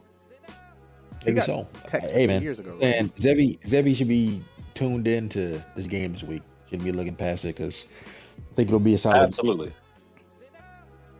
I agree with you 100%. Can't sleepwalk. That's all I'm saying. Definitely can't sleepwalk. J-Roth could win that game. Now, if J-Roth wins that game, then we have a different conversation. If J-Roth wins that game, I'm gonna say, oh shit, yeah, that's a big time win. Okay, maybe he is playing really good ball right now. Like da. But as a last time for me personally, last time I saw him play someone where he could have earned a stripe. Well, I would say he might have been able to earn a stripe against Texas A&M if he beat him by like 30. I would say, okay, great job. But if he would have beat Alabama, or at least that game was close, but that was like a 17-point win for Alabama on the road at Miami. Spot user. Didn't he beat Ill Will last year? Alabama? No, J-Roth. Iowa. He beat Iowa by 3, but he also got suspension for pseudo chewing in that game. That's fair. Hey man, shout out Miami. As I'm saying, that win over Florida is what even got him into the conference championship game, which he also chewed clock in. So he got suspension for winning the Iowa game late season, and the championship game, both of which he was chewing clock, and that's how he even ended up in Tier 1 with like only 6 wins on the season last year. So, that's how it goes. But I say all to say, I definitely think he can compete in the top tier. I'm not mad at him for being there. He can definitely compete. He can win this game against Zev. Definitely giving him respect. But at the same time, I can't say he's playing good ball right now. Can't say. I mean, I'm not saying he's not playing good ball. All I'm saying is that like he hasn't. If he's playing good ball, you don't lose at home to Alabama by 3 scores. Gotcha. Alabama's a good team. Alabama just smacked me last week, so I respect Alabama. Speaking of But, Jordan uh, smacked you too. Speaking of Clemson, He did. He did. Frows, after winning the What's national going on here? championship, yeah, it's we'll just focus on the games that you have played. Big loss to Georgia early in the season, and then 31-0 at home in Death Valley. Is everything okay? Absolutely not, bro. Absolutely not. This game I played very late in the evening, for one thing, but in general, he just smacked me. I mean, he played better than I did. Didn't turn it over. Was able to run the rock on me, which is very rare. I don't really give up shit on the. And he housed 2. Just with his running back, is just looking like Derrick Henry, just running by dudes at like 6'4". I gotta look at his stats, but he was killing me. And then his pass rush, he'd rush 3, and I can't get the throw off. So yeah, he just built the ass, man. Shout out Bama for that. I would definitely love to get another chance to play him because I never played him before. I feel like some of my advantage comes with adjustments. Like after playing somebody, I think I do a lot better. Maybe with most people, maybe most people feel that way, but for me, I feel like first time I play somebody compared to like the 5th time I play somebody, I think I'll just shift in my favor more. That's kind of how I feel, at least. And the Oregon forced loss was tough. I just, life stuff going on. I needed that win. Or sorry, I'm not even gonna say it was gonna be a win. I needed at least a chance to win that game. Would have been nice. And man, the computer games never come at a better. Need some positive momentum in the program right now.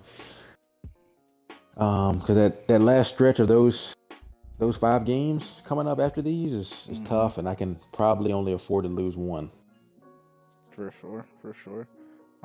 So All conference games, you got a tough sledding ahead of you.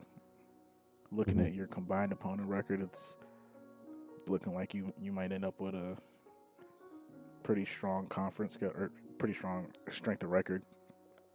Ohio State is red hot right now. Just speaking, Xavier's red hot.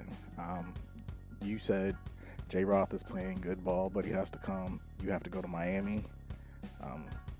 Texas floor man. Got to come to Death Valley.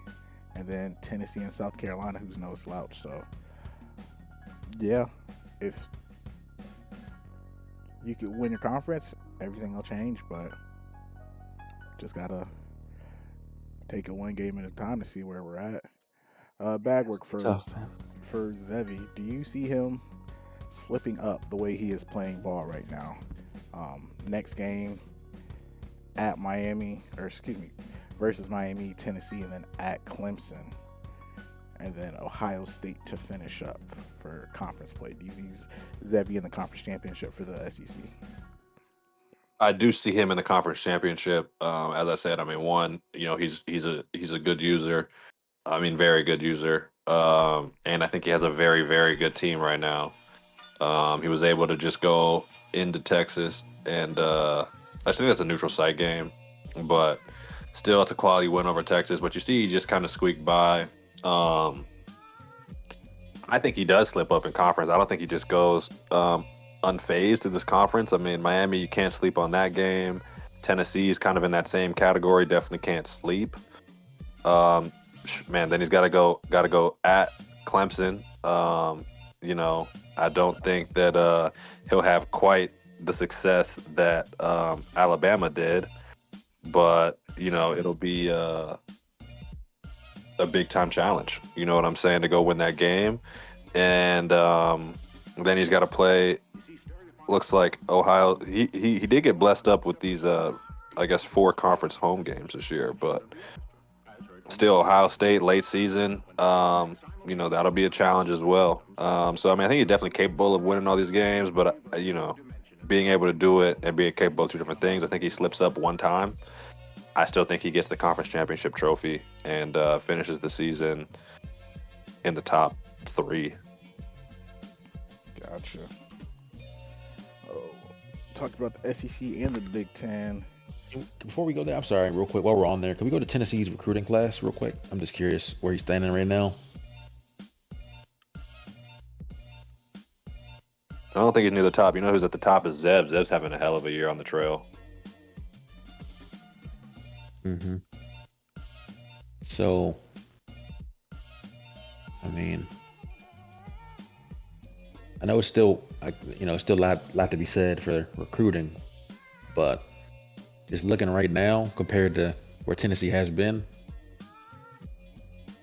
I don't know. I don't know if it kind of shines some light on the previous user, maybe was doing something questionable, or more about this current user who's really not taking advantage of, a fantastic recruiting situation. Well, he doesn't. I mean, I think it definitely speaks to the previous user, was doing something different. I mean, Tennessee has in general, I mean, tough recruiting pipelines. He doesn't have great pipelines really anywhere, I don't think, besides Tennessee. And then, of course, he has a level like 0 sub-level 10 coach compared to previously had like a elite recruiter coach. So that's also another further negative. So, it's going to be tough. I think the biggest thing that you can see is, Oklahoma a lot of times would have these suppressed classes, and him and Tennessee both can recruit well. I mean, I think Tennessee will probably get at least 2 or 3 5-stars, probably. He'll have a good class. I would be surprised if Tennessee doesn't have a top 10, 15 max class. But he won't be able to do what Nighthawk was doing, because no one can do that without doing all the things that Nighthawk was doing. And I think the biggest thing that you can see now is the boost Oklahoma's getting, because Tennessee was always in his backyard combined with me taking a bunch of his recruits, and he just had to Oklahoma's another spot with like not the best pipelines. So I think that's freed up some room for other users to kind of make some noise. I wouldn't be surprised if Clemson has a good class, the Clemsons, the Georgias, the South Carolinas, the UNCs, Oklahoma, those schools that are right there like in the middle of the country. Because they have a little bit more breathing room now that everything's level.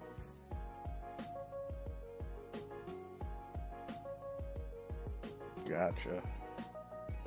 And we'll quickly touch on the Big 12.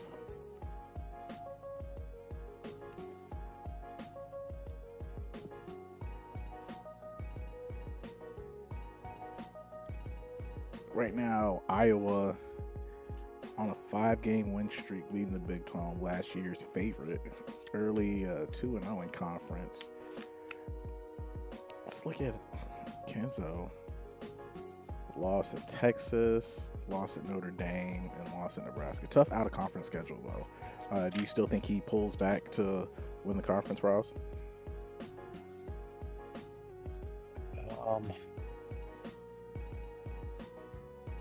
Yeah, well, I mean, he hasn't played a conference game yet, right? Correct. So I think he has. He beat Georgia. He's played one. He's played one. But okay, yeah. Looking at just quickly scanning his home road matchups there, I think he can handle his on the road games pretty easily. And he gets like Iowa at home, Bama at home. I'm gonna say he still gets there. I think he's got a pretty favorable schedule there. Yeah, I think he still handles that out the way. I'd be surprised. USC's been playing okay recently. Now that I'm saying, he has a win over Georgia, pretty solid win. He just lost at the buzzer doing the same. Sorry to just jump into this, but this is a crazy side conversation. USC's got to figure out how to play defense when he late game defense, because he should have won the ACC title against Georgia and made the playoffs last year, but he allowed Georgia to go like 80 yards in 25 seconds to get into field goal range and beat him that game. And then the same thing just happened against Oregon. He's winning the game. Oregon gets the ball back with 40 seconds max and is able to I don't go. even think it was that much. Yeah, like max, probably 30 seconds, and in 2 plays is in the end zone for him to lose that game. I will say, Oregon made a heck of a user catch. Threw a streak 40, 50 yards downfield, clicked on, swerved 3-4 yards to the right, came back all the way to the sideline to click on underneath his corner to catch it, to put him at the 38. So Oregon made a heck of a play for a user catch to get in that position, but for USC to play, it looked like he was in cover 1, tried to put a hard flat on the field, looks like it was shaded down, and the dude just ran right past him for a touchdown. Yeah, it's just like, what are you doing? Just terrible play. I mean, and then he's, and I feel him. Like, it happens to everybody. I lost to Zev like that in the grind. Calling, what did I call? Calling a double bracket formation. Double bracket formation with no over-the-top safety, and his dude just runs his double team, but just runs by my guy. Let alone being in cover 1. Just an extremely rough way to lose all play calling at the end of the day. So hopefully he can clean that up, because we'd be talking about him in a totally different light just off of those 2 wins alone. I mean, talking about him making the playoffs, he might be undefeated in the Big 12 right now. So definitely some room for improvement there. Yes, sir. Still early. Did want to talk about Baylor a little bit. Losses at Ohio State, got a win at Arkansas, but a loss at Georgia and LSU. Does Baylor pick up on the back end of the schedule to remain in the Big 12 bag? I think he definitely stays in the Big 12. Yeah, I think he's a good user. He lost the Ohio State game smoking a down the middle 30-yard field goal at home, smoked it. Should have won that game. At LSU's tough for anybody. And at Georgia, I think is an embarrassing loss for him. But at Georgia is also a very tough environment. I just think that he probably could have got that done. I didn't watch the game, but Georgia, he competes every night and has a great home field. So, I think that's more of a hats off to Georgia than it is a knock for Baylor. I think that's the case in both of the Georgia and LSU losses on the road. And I think when it gets into Big 12 play, I think he makes a lot of noise. I don't think he has any super terrible, except for but at Iowa is not like the craziest. At Alabama, which is about to kick off in a few minutes, is going to be probably his toughest road game. And then USC at home, I think he gets that done. Oregon at home, thinks he gets that done. CPU, Arizona State at home, I think he can get that done. And I think he gets Texas A&M on the road. I mean, I think he finishes the season, very strong. I think he's in that top 4 for the Big 12 come down the stretch, but I think worst he finishes as 6th. So I think he keeps the league. I don't think he's really in discussion for relegation, but it's definitely tough in there. And I don't know who is going to be down there for relegation. Just because it's such a tough conference, man. But this game between Baylor and Alabama is going to be big. One of them is going to go to 0-2 in the conference. So tough to come back from that for a championship. Yes, sir. Frost. Man, can you play the crickets emoji for me real quick? Or not emoji, my bad. Sound. Yeah, appreciate you. That's how I feel, man. He may be my new name. I'm on his ass, but I don't know about Baylor. That's what I'm going to say. Whoa. I think in the grind, he has a superhuman team, and he wins games over there. In the league, we've been saying, when his team gets better for a long time. And I don't know, man. Gameplay-wise, he reminds me of just like a lesser hoop. Just because, I don't know. Great value I don't know. hoop? Yeah. Maybe like basket or something. Sorry, it was bad. But, man. I don't know, man. I think he's maybe not relegated, but like how Bama's playing right now, I'd be surprised if he won that game. He's not. Who does get relegated? Because 2 got to go down. I think Chucky right now is one of them. Oregon, I haven't seen. I wish I would have got a chance to play him. And You haven't because he's played new him to the once league. though. You played him once. When have I played him? The season before. Did I win? I really don't remember. Well, I lost. you won, and you said that he was the worst user you've ever played in this league. Oh wow. That Well, sounds like somebody must have said something to rile them up. I don't think so. I don't think he actually. I don't remember. think he's ever I spoken said it to on the bro. pod though. I said it on the No, pod. you said that. You said that in some private back channels. Oh, okay, so he's exposing what I'm saying. No, but if I said it, I meant it. I mean, I really want to cap, so I don't remember saying it, but I believe it. I kind of remember that game now. It was kind of built to ass. My team last year was very good though. His defense. Your team last year was OD. Your team last year was your running back situation with Bryce, who, by the way, for his overall was way better than what he showed. Yeah. I had just a perfect mesh of team and everything last year, so I'm gonna give Morgan more runaway. I got to see him play more. I do remember that game now, though. He definitely got that was a rough one for him. Does he have any quality? Can I go to his schedule real quick? Does he have any quality wins this year? USC Okay, I mean that's a quality win. at USC. It's Iowa. He kept it. Looks like somewhat close. Iowa's pretty good. We'll circle back. I want to see him play like they play at Chucky, at Baylor. Let's see how those run. Right now, just because I don't know, and based off last year, I would say him and Chucky probably going down. That's what I'm leaning today. 3 wins. 3 wins probably keeps you from relegation in that league. So I mean, where does he get him is the question. yeah, He's already got looking right one. now. He needs 2 more. I mean, at Georgia, I don't see it. I'm not gonna lie, I don't see it. A lot of the ones that I think he could win are on the road. Right, that's what I'm saying. Yeah, asking me today. I'm gonna say him and Chucky. If I had to guess. He does get Alabama at home, which is good. Mm-hmm. All right. Again, Big 12, same thing. Whoever is the most consistent right now, probably stays alive. So, who else?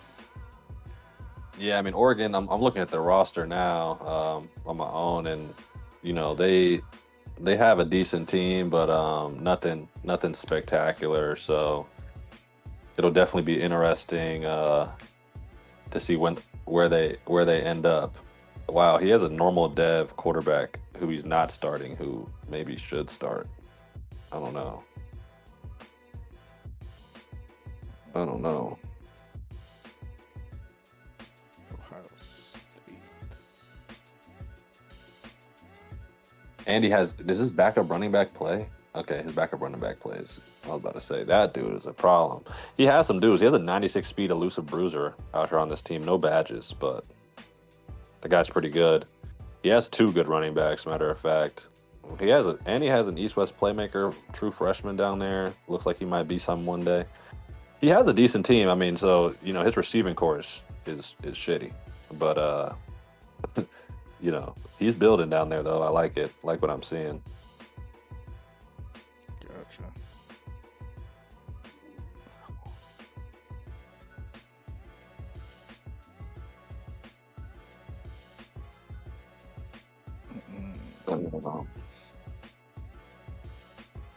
Let me see. Was that our last little before the power rankings? This is kind of where we're at right now. That's what I'm about to go look at the little thing I posted Also, there. If we miss anything. Yeah, I did want to also. We haven't done a ton of prep on this, but I wanted to give like a team spotlight each week, maybe a team that we haven't really. They might not get a lot of love, just maybe the conference they're in or where they're at league wise. But we could just take a look at a team, maybe just go through their roster, their growth, how they've been playing, like the recruiting, just like a quick, maybe even 5-minute segment, just look at one team a week. I like Could it. be Why don't we cool. start? Why don't we start with the Big 12 team? Yeah. Why don't we let's start do that. with let's look at Iowa. They're top 5 right now. Let's start with them. What have they been Let's able to do do? Big 12. Let's look at their roster quickly. Colorado wins at Florida State, at Oregon on the road versus Alabama, and then they're up versus USC. So didn't get relegated, but didn't get promoted due to a forced loss point spread last year. Yeah, he had a really good team last year. I don't know if they're quite as good this year, but definitely excited to see. Definitely take a look at his starting quarterback, man. That dude looks like he's good. He's going to keep him for one more year. He's got some very high elusiveness to go with high throw power. Not very accurate though. A little scary Definitely there, but definitely kind of scary with the accuracy. And it looks like he might be capped out on. I don't think he can get extender. Let me see. Oh, he has a long way to go elusiveness wise. So he has a lot of points and he can't spend them like almost anywhere else. So I mean, depending on how many points the dude can get, he can actually probably get close to some form of extender and downhill next season. His accuracy is capped though. So this guy, honestly is a startable quarterback next year, but he's got to get some type of young talent in there at quarterback ASAP. Because he'll have this year and then he'll have next year and then with that same starter, but that third year and the league will still be going. It's January, that'll be March. We still got probably 2 or 3 more seasons after that. So he's going to have to definitely tap into some type of guy recruiting wise. I don't know if he has someone on the trail or not. yes, sir. Moving to running backs. I don't like it. I don't know if you guys have a different take on that. I'm not really sure what to say about this one. Somebody with a weak running back room right now that it looks like my room. So it's not great, especially in this game. I think you almost need some kind of game breaking element at running back against the elite teams because they kind of, we saw last year with me, it can build. I can be getting locked up all game and then give them the rock, hit his crease and instant points. A lot tougher to go up and down the field when you got to do it 5 yards at a time. Yeah, and I mean the thing too with running backs this year, in my opinion, I think East-West playmaker for sure. Top end is the best running back out there, but there's a lot of great backs. I mean, the only archetype that I don't like is his current starter, but in this form, they're okay and playable, kind of. With 89, I mean, he only has 89 speed, so super not ideal, especially for an every down back and only 84 change of direction. This guy is definitely limited, but as someone who passes the ball every single time, he has purple sidekick. He is runnable at 89 speed, can definitely probably run somebody over. So that's all great, right? But this north-south receiver, only 84 speed with 2 more years of dev.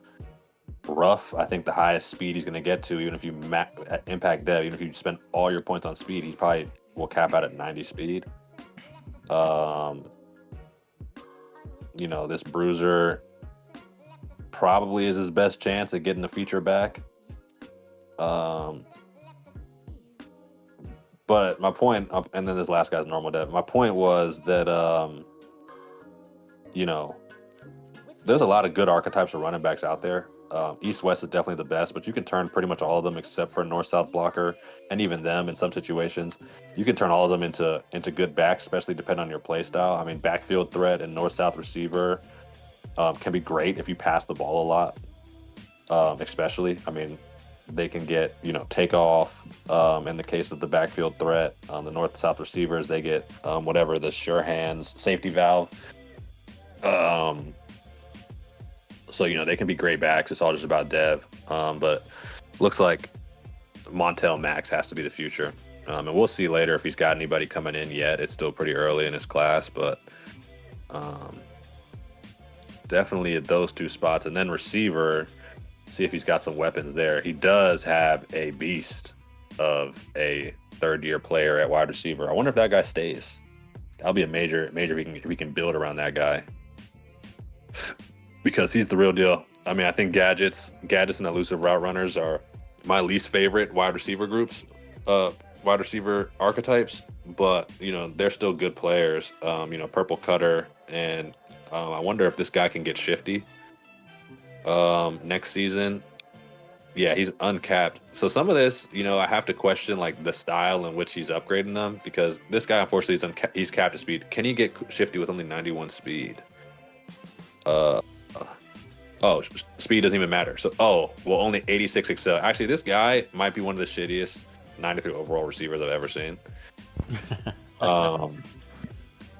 But because 86 excel is horrendous. I mean, are we serious there? For somebody having success throwing the ball, pretty impressive, because his receiving room is really not great. I don't think. I would say scheme over team at like the highest seems, level. 100% scheme over team. Yeah, so shout out him even more for that, because it's not like he has any. Some teams you play, they just got 99 speed, 98 speed, excel everywhere. This is like getting LSU. out the mud. Yeah, LSU, Texas.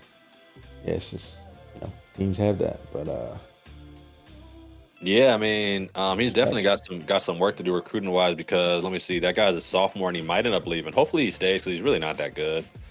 But he's a great piece to build around. Great guy to have, in your offense in general.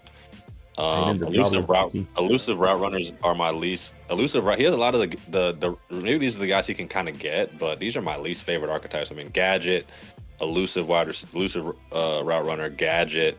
Then he has a 5'9" normal dev speedster who's a senior. Yeah, can't wait to get that guy out of here. Then he goes normal dev freshman gadget, another gadget.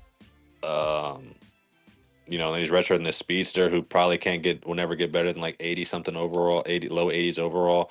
Then another normal dev and another normal dev. So he has to recruit the skill positions. He has to be trying to find the 4-star gems. He has to be finding the 5 stars and high 4 stars who transfer out of schools in the portal, like the dudes who are true freshmen who are leaving some of these schools in the portal, because his receiver archetypes are jacked up. All the best ones easily are, speedster. They can get, takeoff. The contested specialists with the downhill and the 50-50 is big time. Physical route runners with the sure hands. I think they also get downhill, if I'm not mistaken.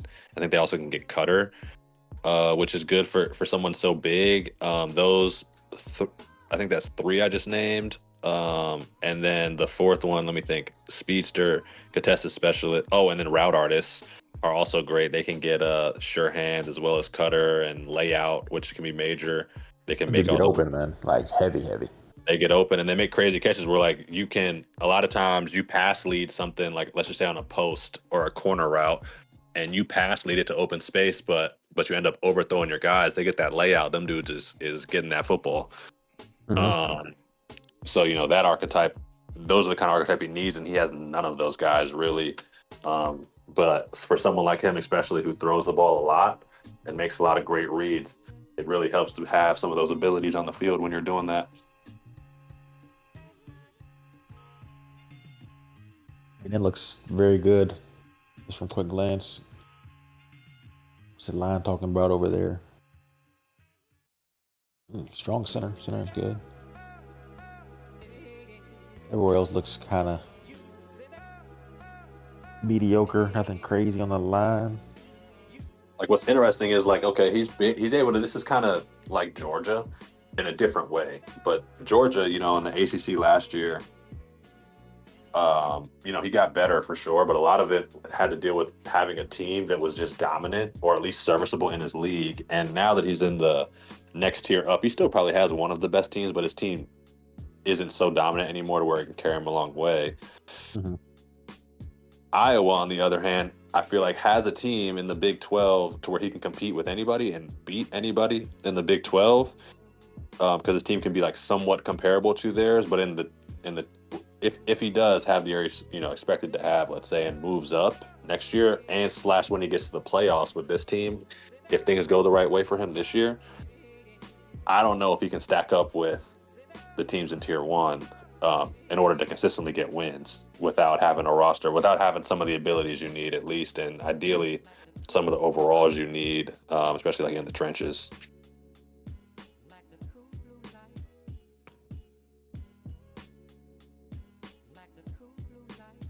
Gotcha. That's the spotlight team of the week. Iowa in the Big 12. Can we look at their recruiting, see if they got anybody signed yet? Kind of early for sure, especially for a team in his situation, but You could have at least like 4 or 5 4-stars though, I think, right? 3 or 4 maybe. maybe. He's also in Iowa, so There you go. Okay. what positions do we got? Pure power, edge, hate it. Got a lurker coming in. Okay, we like that. We like that. And a thumper, we'll take it. Mm-hmm. And a decent little corner. Okay. Who's that last guy? With the safety hybrid. I hope that safety is a gem or something, but don't mind it. Got some pretty good archetypes. I also think pure power on the D line is the worst. Not only do they get the worst abilities, they also play terrible. Like they never get sacks. They also like don't shed in the run game Like they like should. a gap specialist does, or like they like they should. I mean, you can get purple inside disruptor and that'll definitely help, but they can't get outside disruptor. They can't get like option disruptor. So it's really just like inside zones they might handle business, but a lot of times they're just like engaged with the blocker but not moving, but also not making a TFL, and they're never getting off their block for sacks. I mean, I hate pure power guys. They're just worthless relative to Does the the other duress strike a archetypes. lot? Like, does it show up a lot for them? Does what? Duress? I don't think they can get duress, and duress is a great ability, but it's one of the hardest to get, even for like power rushers and speed rushers, because you have to have very high finesse move and very high power move. So like if it's a power rusher, they're gonna have to have like 85 finesse move, which is expensive to get duress. And not only is it expensive, it only contributes to that badge, because most of the other like power rusher badges are associated with power move. So you have to spend the money on finesse move for the only gain for it to be duress. Even though I think duress is dominant, but just really expensive. You're talking about getting for a purple duress, you probably need like above 90 finesse and power move. So it's just rare. Does takedown matter in this game, do we think? Yeah, I think so. For sure, if you're playing somebody with like, gold extender, they'll definitely break sacks in my experience. So takedown is major for when you play guys like that. I thought it was more needed last year than this year. Yeah, I feel like last year's extender definitely made it more like mandatory. This year, personally, I don't really feel like quarterbacks break a ton of sacks in general. Any quarterback, not even just the ones that. Well, I mean, I think this is my first time having like a gold extender quarterback. He definitely breaks sacks. Maybe that's why, because extender's so rare in this game at this point. Yeah, like getting gold and purple extender isn't as common as it was last year. Mm-hmm. But when you do have it, I mean, that dude McBurrows, unfortunately, I think I'm only gonna have him for 1 year, but he's breaking tackles left. He's breaking tackles in the open field. He's breaking sacks. So yeah, that extender definitely makes a difference. I mean, not extender, takedown is a good counter for that. But I think a lot of guys don't have that badge, so it's not as key. Word. Gotcha.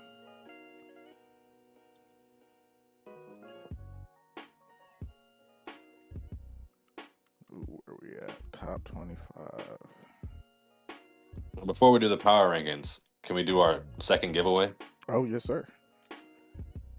Yeah, let's let it rock. If y'all are still tuned in, appreciate you. A bit longer of a pod, but we had a lot to cover, of course. But if you are still tuned in, another reward will be given away. We didn't talk about what the reward will be, but it's going to be a +5 non-physical. There you go. +5 non-physical, especially for those teams that, like we talked about, if your roster is not like that, a little 5 can go a long way. So this giveaway, it'll be first person to respond in the main chat. First person to respond in the main chat with the word scandal. First person to type scandal in the main chat gets the second reward of the pod. Really do appreciate y'all for tuning in. We'll try to keep these. I think every pod probably we're gonna do something. So if you missed out this time, hey, tap in next time. So cool. While y'all are doing that, can guess. Before we go to our new power rankings, let's make sure that we touch on last week's power rankings. Terrell, I'll start with you. With your power rankings. One second back. Looks like Nebraska is in just like seconds before Georgia. On my Discord, y'all agree? Okay. Yeah, I got Nebraska. Sorry, that's what I was laughing at. Yeah, there you go. So the rich get richer. The rich definitely get richer. Appreciate y'all both for still being here, though.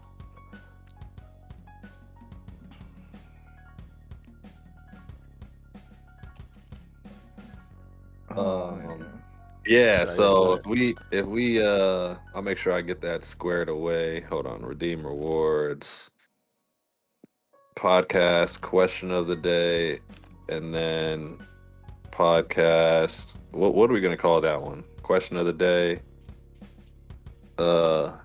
Late listener boost at Nebraska.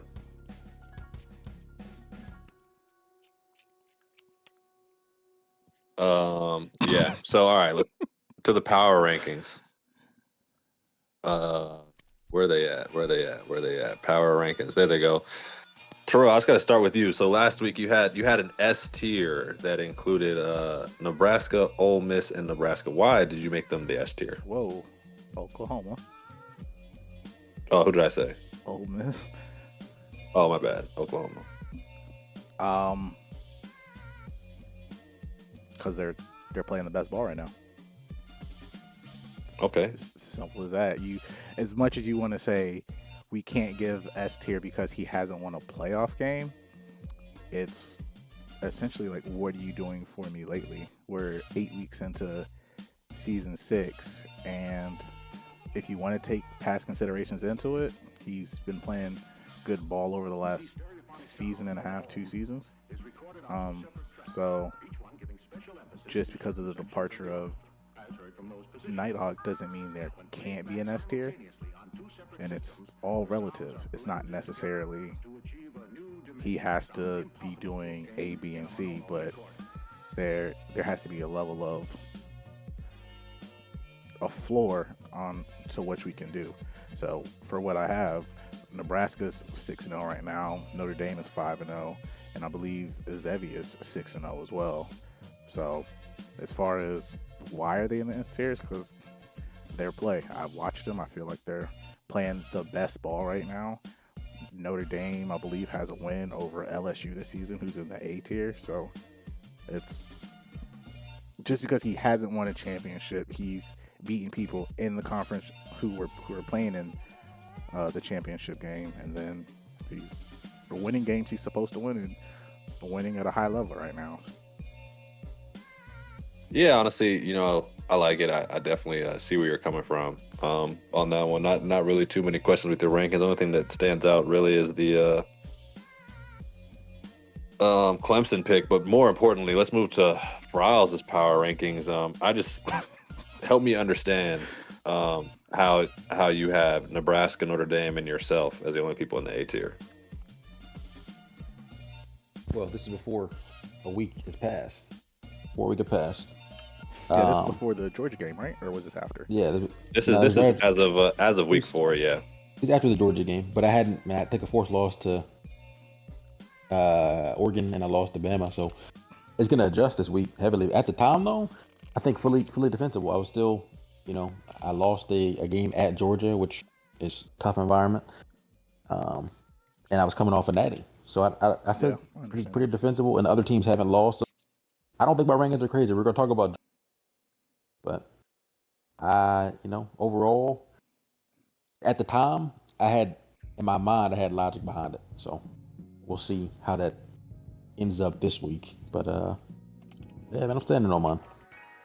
Yeah, I think you put too much weight into how good UGA is, which played out. I mean, I said this back then, but I think that is something for all of us, though. That it's tougher when you have just played somebody and maybe you lost to them. It's hard to then not give them at least any kind of boost.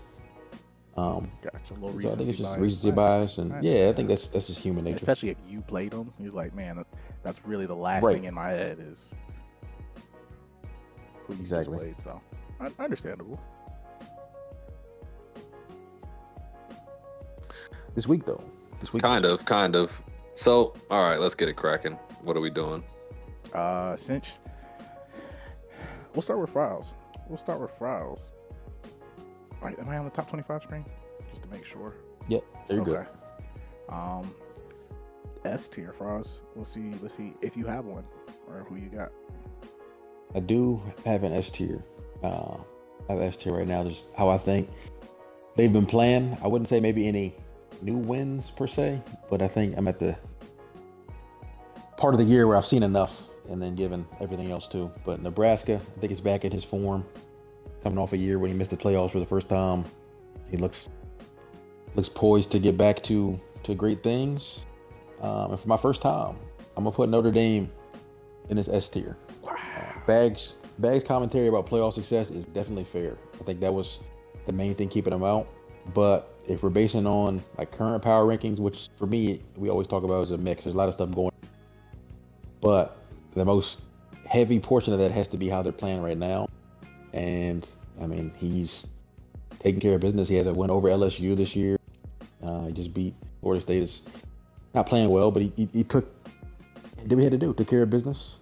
His team is great, and for him, it will still be in the year how he does in the playoffs. But for right now, I can't put him any worse than the second best user in the league, all things considered. And that's it for your S tier, Nebraska and Notre Dame? Yeah, I'm stopping at 2. Zevi has a really good argument. I'm just not quite there yet. If there was a third, it'd be him, but I'm gonna put him not here. Gotcha. And before you go back, I got a question. If Zevi is not in your S tier, and both of you could probably answer this question, the game versus Miami, at any point in time, could that boost Zevi, or is that just it can only hurt? For my rankings, I think he could. If he comes out and beats J-Roll, by 4 scores, I'm gonna be like, yeah, okay, Zevi's in that mode right now. But I think any kind of win where he, by 7, 10, pretty competitive game, not gonna really move the needle for me. Gotcha. What about for you, Bag? Yeah, I mean, my rankings aren't going to be the same as Fryles. I'm debating in my head if I would make an S tier, and I don't think I will. I think maybe at the next juncture we have the podcast, if someone's still undefeated, I might put them up there just off the strength of them being undefeated. But yeah, to answer your question, I don't think the Miami game proves anything for Zev more so than it hurts. I think that Texas win says more than that Miami win would. Gotcha. All right, moving on to you, Bag. Do you have an S tier? No, I'm still not putting an S tier. For me personally, these guys are all up to great starts, but if we go to their team schedule, Notre Dame has a win over LSU, okay. Oklahoma just got a win over Texas, which is a comparable win for him. I don't know if Nebraska has any big W's yet. Maybe the Tennessee Force win might be his first big win. And Oklahoma's also beaten FSU, which I'm not just going to discount as a not quality win. As an S tier opponent, Nebraska's beaten he's beaten Florida on the road, good win, and Arizona State's always a good win, even though he's in the drop down a tier this year. But no, I'm not putting any of them in the S tier. They have to do way more in the regular season for me to show me that they're an S tier after none of them won a playoff game last year. And if I was going to make an S tier, it would probably be, and I'm not, but if I was going to make an S tier, it probably would be only Nebraska and Oklahoma, and I would give them that based on the fact that they both have national championship rings next to their name and are undefeated to this point. But I don't think either one has really done enough to make up for not winning a playoff game last season. One of them didn't make it, the other one lost in the first round. So, that's where I'm at with that. I think no one has put their head above the rest to me. Well, then start us off with the A tier then, sir. A tier for me, I would say in order, number one, I would go Oklahoma. He had a big win over Texas, which is a pretty big win going on there in the B tier. So I would put Oklahoma at number one. I would put Notre Dame at number two due to his LSU win. I would put Nebraska at three in the A tier. I would put myself at four. Only loss so far to Notre Dame. Most recent loss before that was Nighthawk in the semifinal of the playoffs. And my fifth team in the S tier would be Iowa, getting a big win over Alabama last week. Oh, wait, no. Sorry. My S tier is going to have 6 teams or 5 teams at the moment. You mean your A tier, right? Just clarifying. Yeah, sorry, A tier. So I'm going Oklahoma 1, Notre Dame 2. Actually, I'm going to put myself 3 because I beat Nebraska last time we played. So I'll go LSU 3, Nebraska 4, and 5, I'm going to go Ohio State because I think Ohio State won the last time he played Iowa, I believe. This dates back to last season, but Ohio State over Iowa. Ohio State over Iowa. Who's Ohio State's one loss to? He just lost to Texas today, also, as we were doing the pod. As we were doing the pod, he lost. Got you. Okay. Well, since that's a fact in there, I'm gonna cap my A tier at 4 teams. Okay. So Looks like a good game, though. I didn't get to watch it. Yeah. Okay. Texas needed that win. Big time. Gotcha. Frowls, who you got in A tier? Yeah, my A tier, like I said, Zevi's gonna lead off my A tier. LSU's been playing really good ball. He's in that too. He's definitely in the A tier. Texas, especially coming off that win with against Ohio State, got to be in there.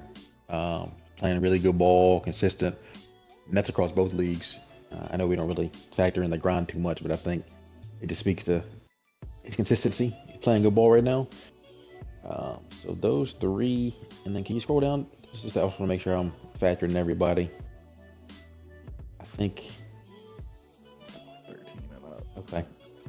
Last year and North Carolina, so yeah, and then I'm also gonna slide in just because Texas is not a bad loss at all. I mean, it's a tough game. I'm gonna give Ohio State his credit still. Before this, we were saying he's playing good ball. I'm still gonna put him here. I still give him his definitely at the bottom of my tier here, but I'm back for this former champion and only lost to a really good Texas team right now. That's my tier. All right. Moving on to B tier. Files, who got B tier? My B tier, I'm rocking with Iowa, probably near the top of my B tier. Alabama just smacked me. I'm gonna give him his respect, man. He played really good ball. I know he has 2 losses. I get that, but I think it has to mean something. You know, pretty good win on the road, and I don't know what happened in that Texas game. He got smacked.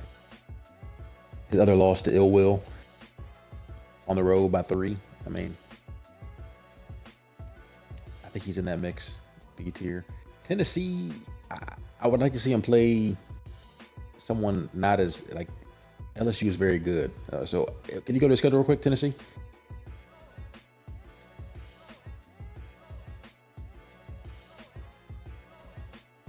Lost to LSU and Nebraska. So those, I mean, those are 2 top 5 users in the league. So like I can't say much about him yet. I'm not going to put him in this tier, but realistically, he got a good argument to be here. I just haven't seen him do enough as a user yet to put him here. So, and then Hoop. See, Hoop's losses though, was he not out of town for his losses? I want to put Hoop in this tier, Yes. but like both of his losses, was he out of town? Yes. Was his son playing? So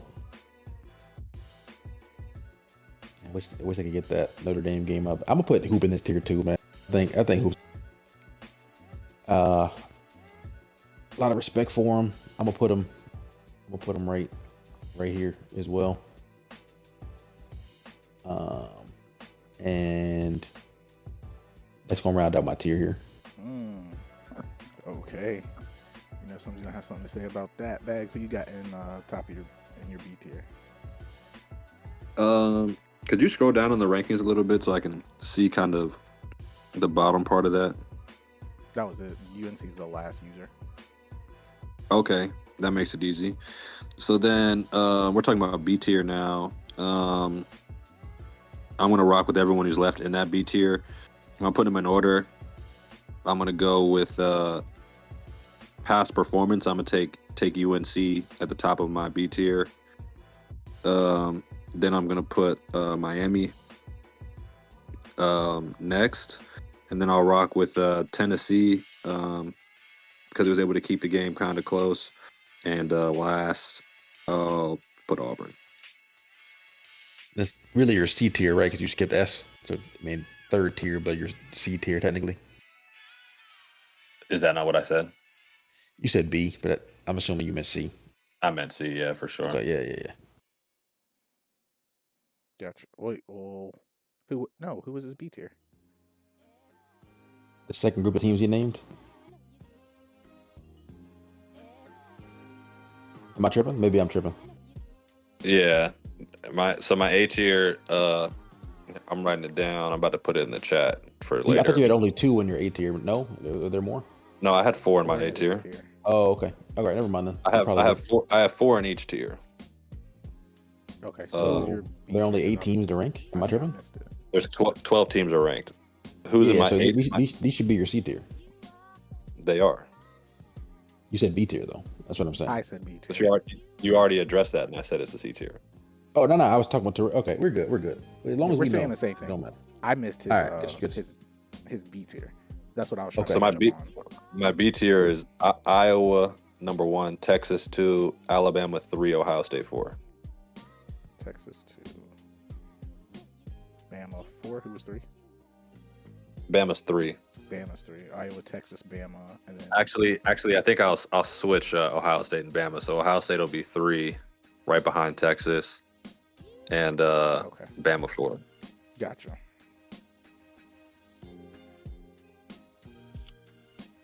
All right, Frowz, you got a C tier?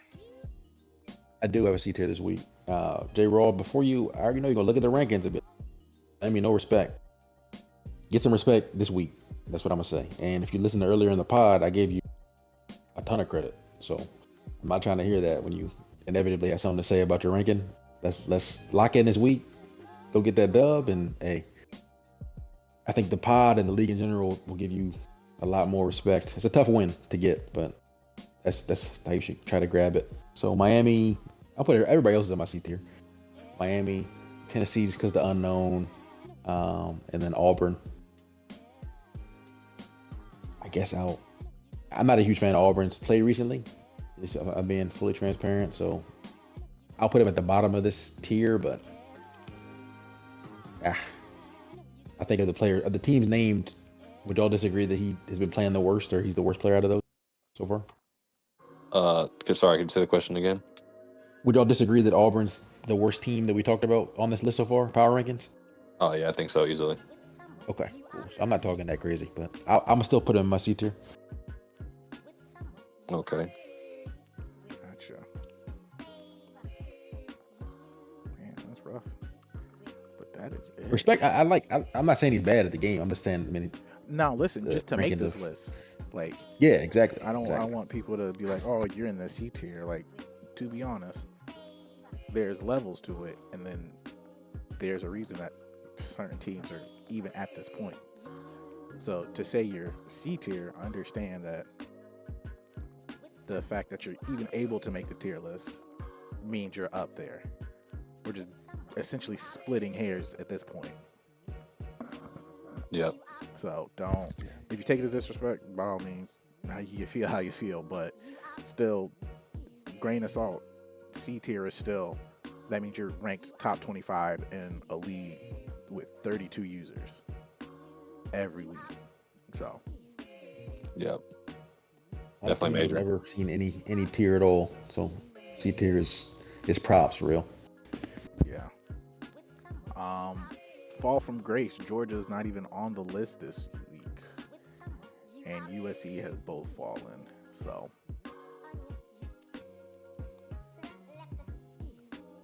Yeah. Yeah, a bunch of promoted guys getting sent right out of the tier list. So, but I think they're both going to be all right for sure. oh yeah, again, just because you didn't make a tier list, no slight. You got to be in the top 25, and if you weren't there to begin with, you either got to win a bunch of games or have a great prestige. I do have a question. Not to always talk about Georgia. How is he still 4.5 stars? Like, I don't know. I've been wondering that. That is the most impressive thing I might have ever seen. To have one winning season out of 6, but still be 4.5 stars. Just game coding, man. I mean, I don't know if you can do that with any team besides, those top 3 or 4 that we all know.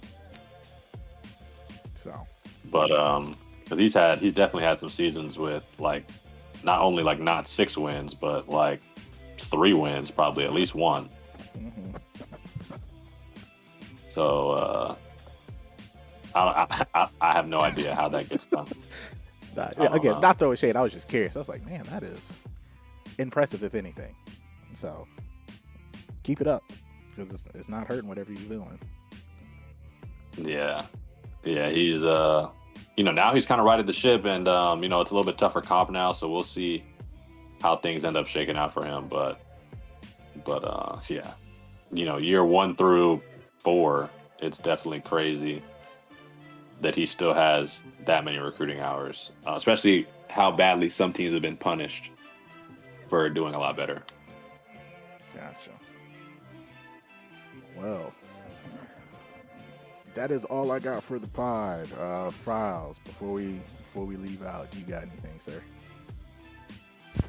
Nah, I appreciate y'all tuning in. Keep streaming your games. And then, with the cheese chat stuff, we definitely appreciate it. Everything's not cheesing, though, I will say. So if you got a grievance, air it. But for the most part, I think Bag is putting a lot of work to make it a clean league. As y'all will see as you play more in the league, really just let stuff fly. Everything's going to be so, it's a good league. It's good comp for the most part. And when things do happen, they're addressed kind of openly, publicly. So yeah, man, keep rocking out, and again, appreciate y'all for tuning in. Yes, sir. Bag, you got anything before we head out? Nah, man, great pod. Shout out to y'all. We had a lot going on today. Probably one of our best pods. So thanks everybody for tuning in, and let's finish the year the right way. Yes, sir. If you're still listening, I appreciate it. If you don't like what we have to say, change it on the field or address it in the Discord. I know users from the Pac-12 are like, oh, we don't talk about the Pac-12 enough. We talked about the Pac-12 in depth today. So just let us know if there's something you want to hear, anything we can improve on. We appreciate you listening. Until next time, Bag Files, I am out. Appreciate you, man. Doses.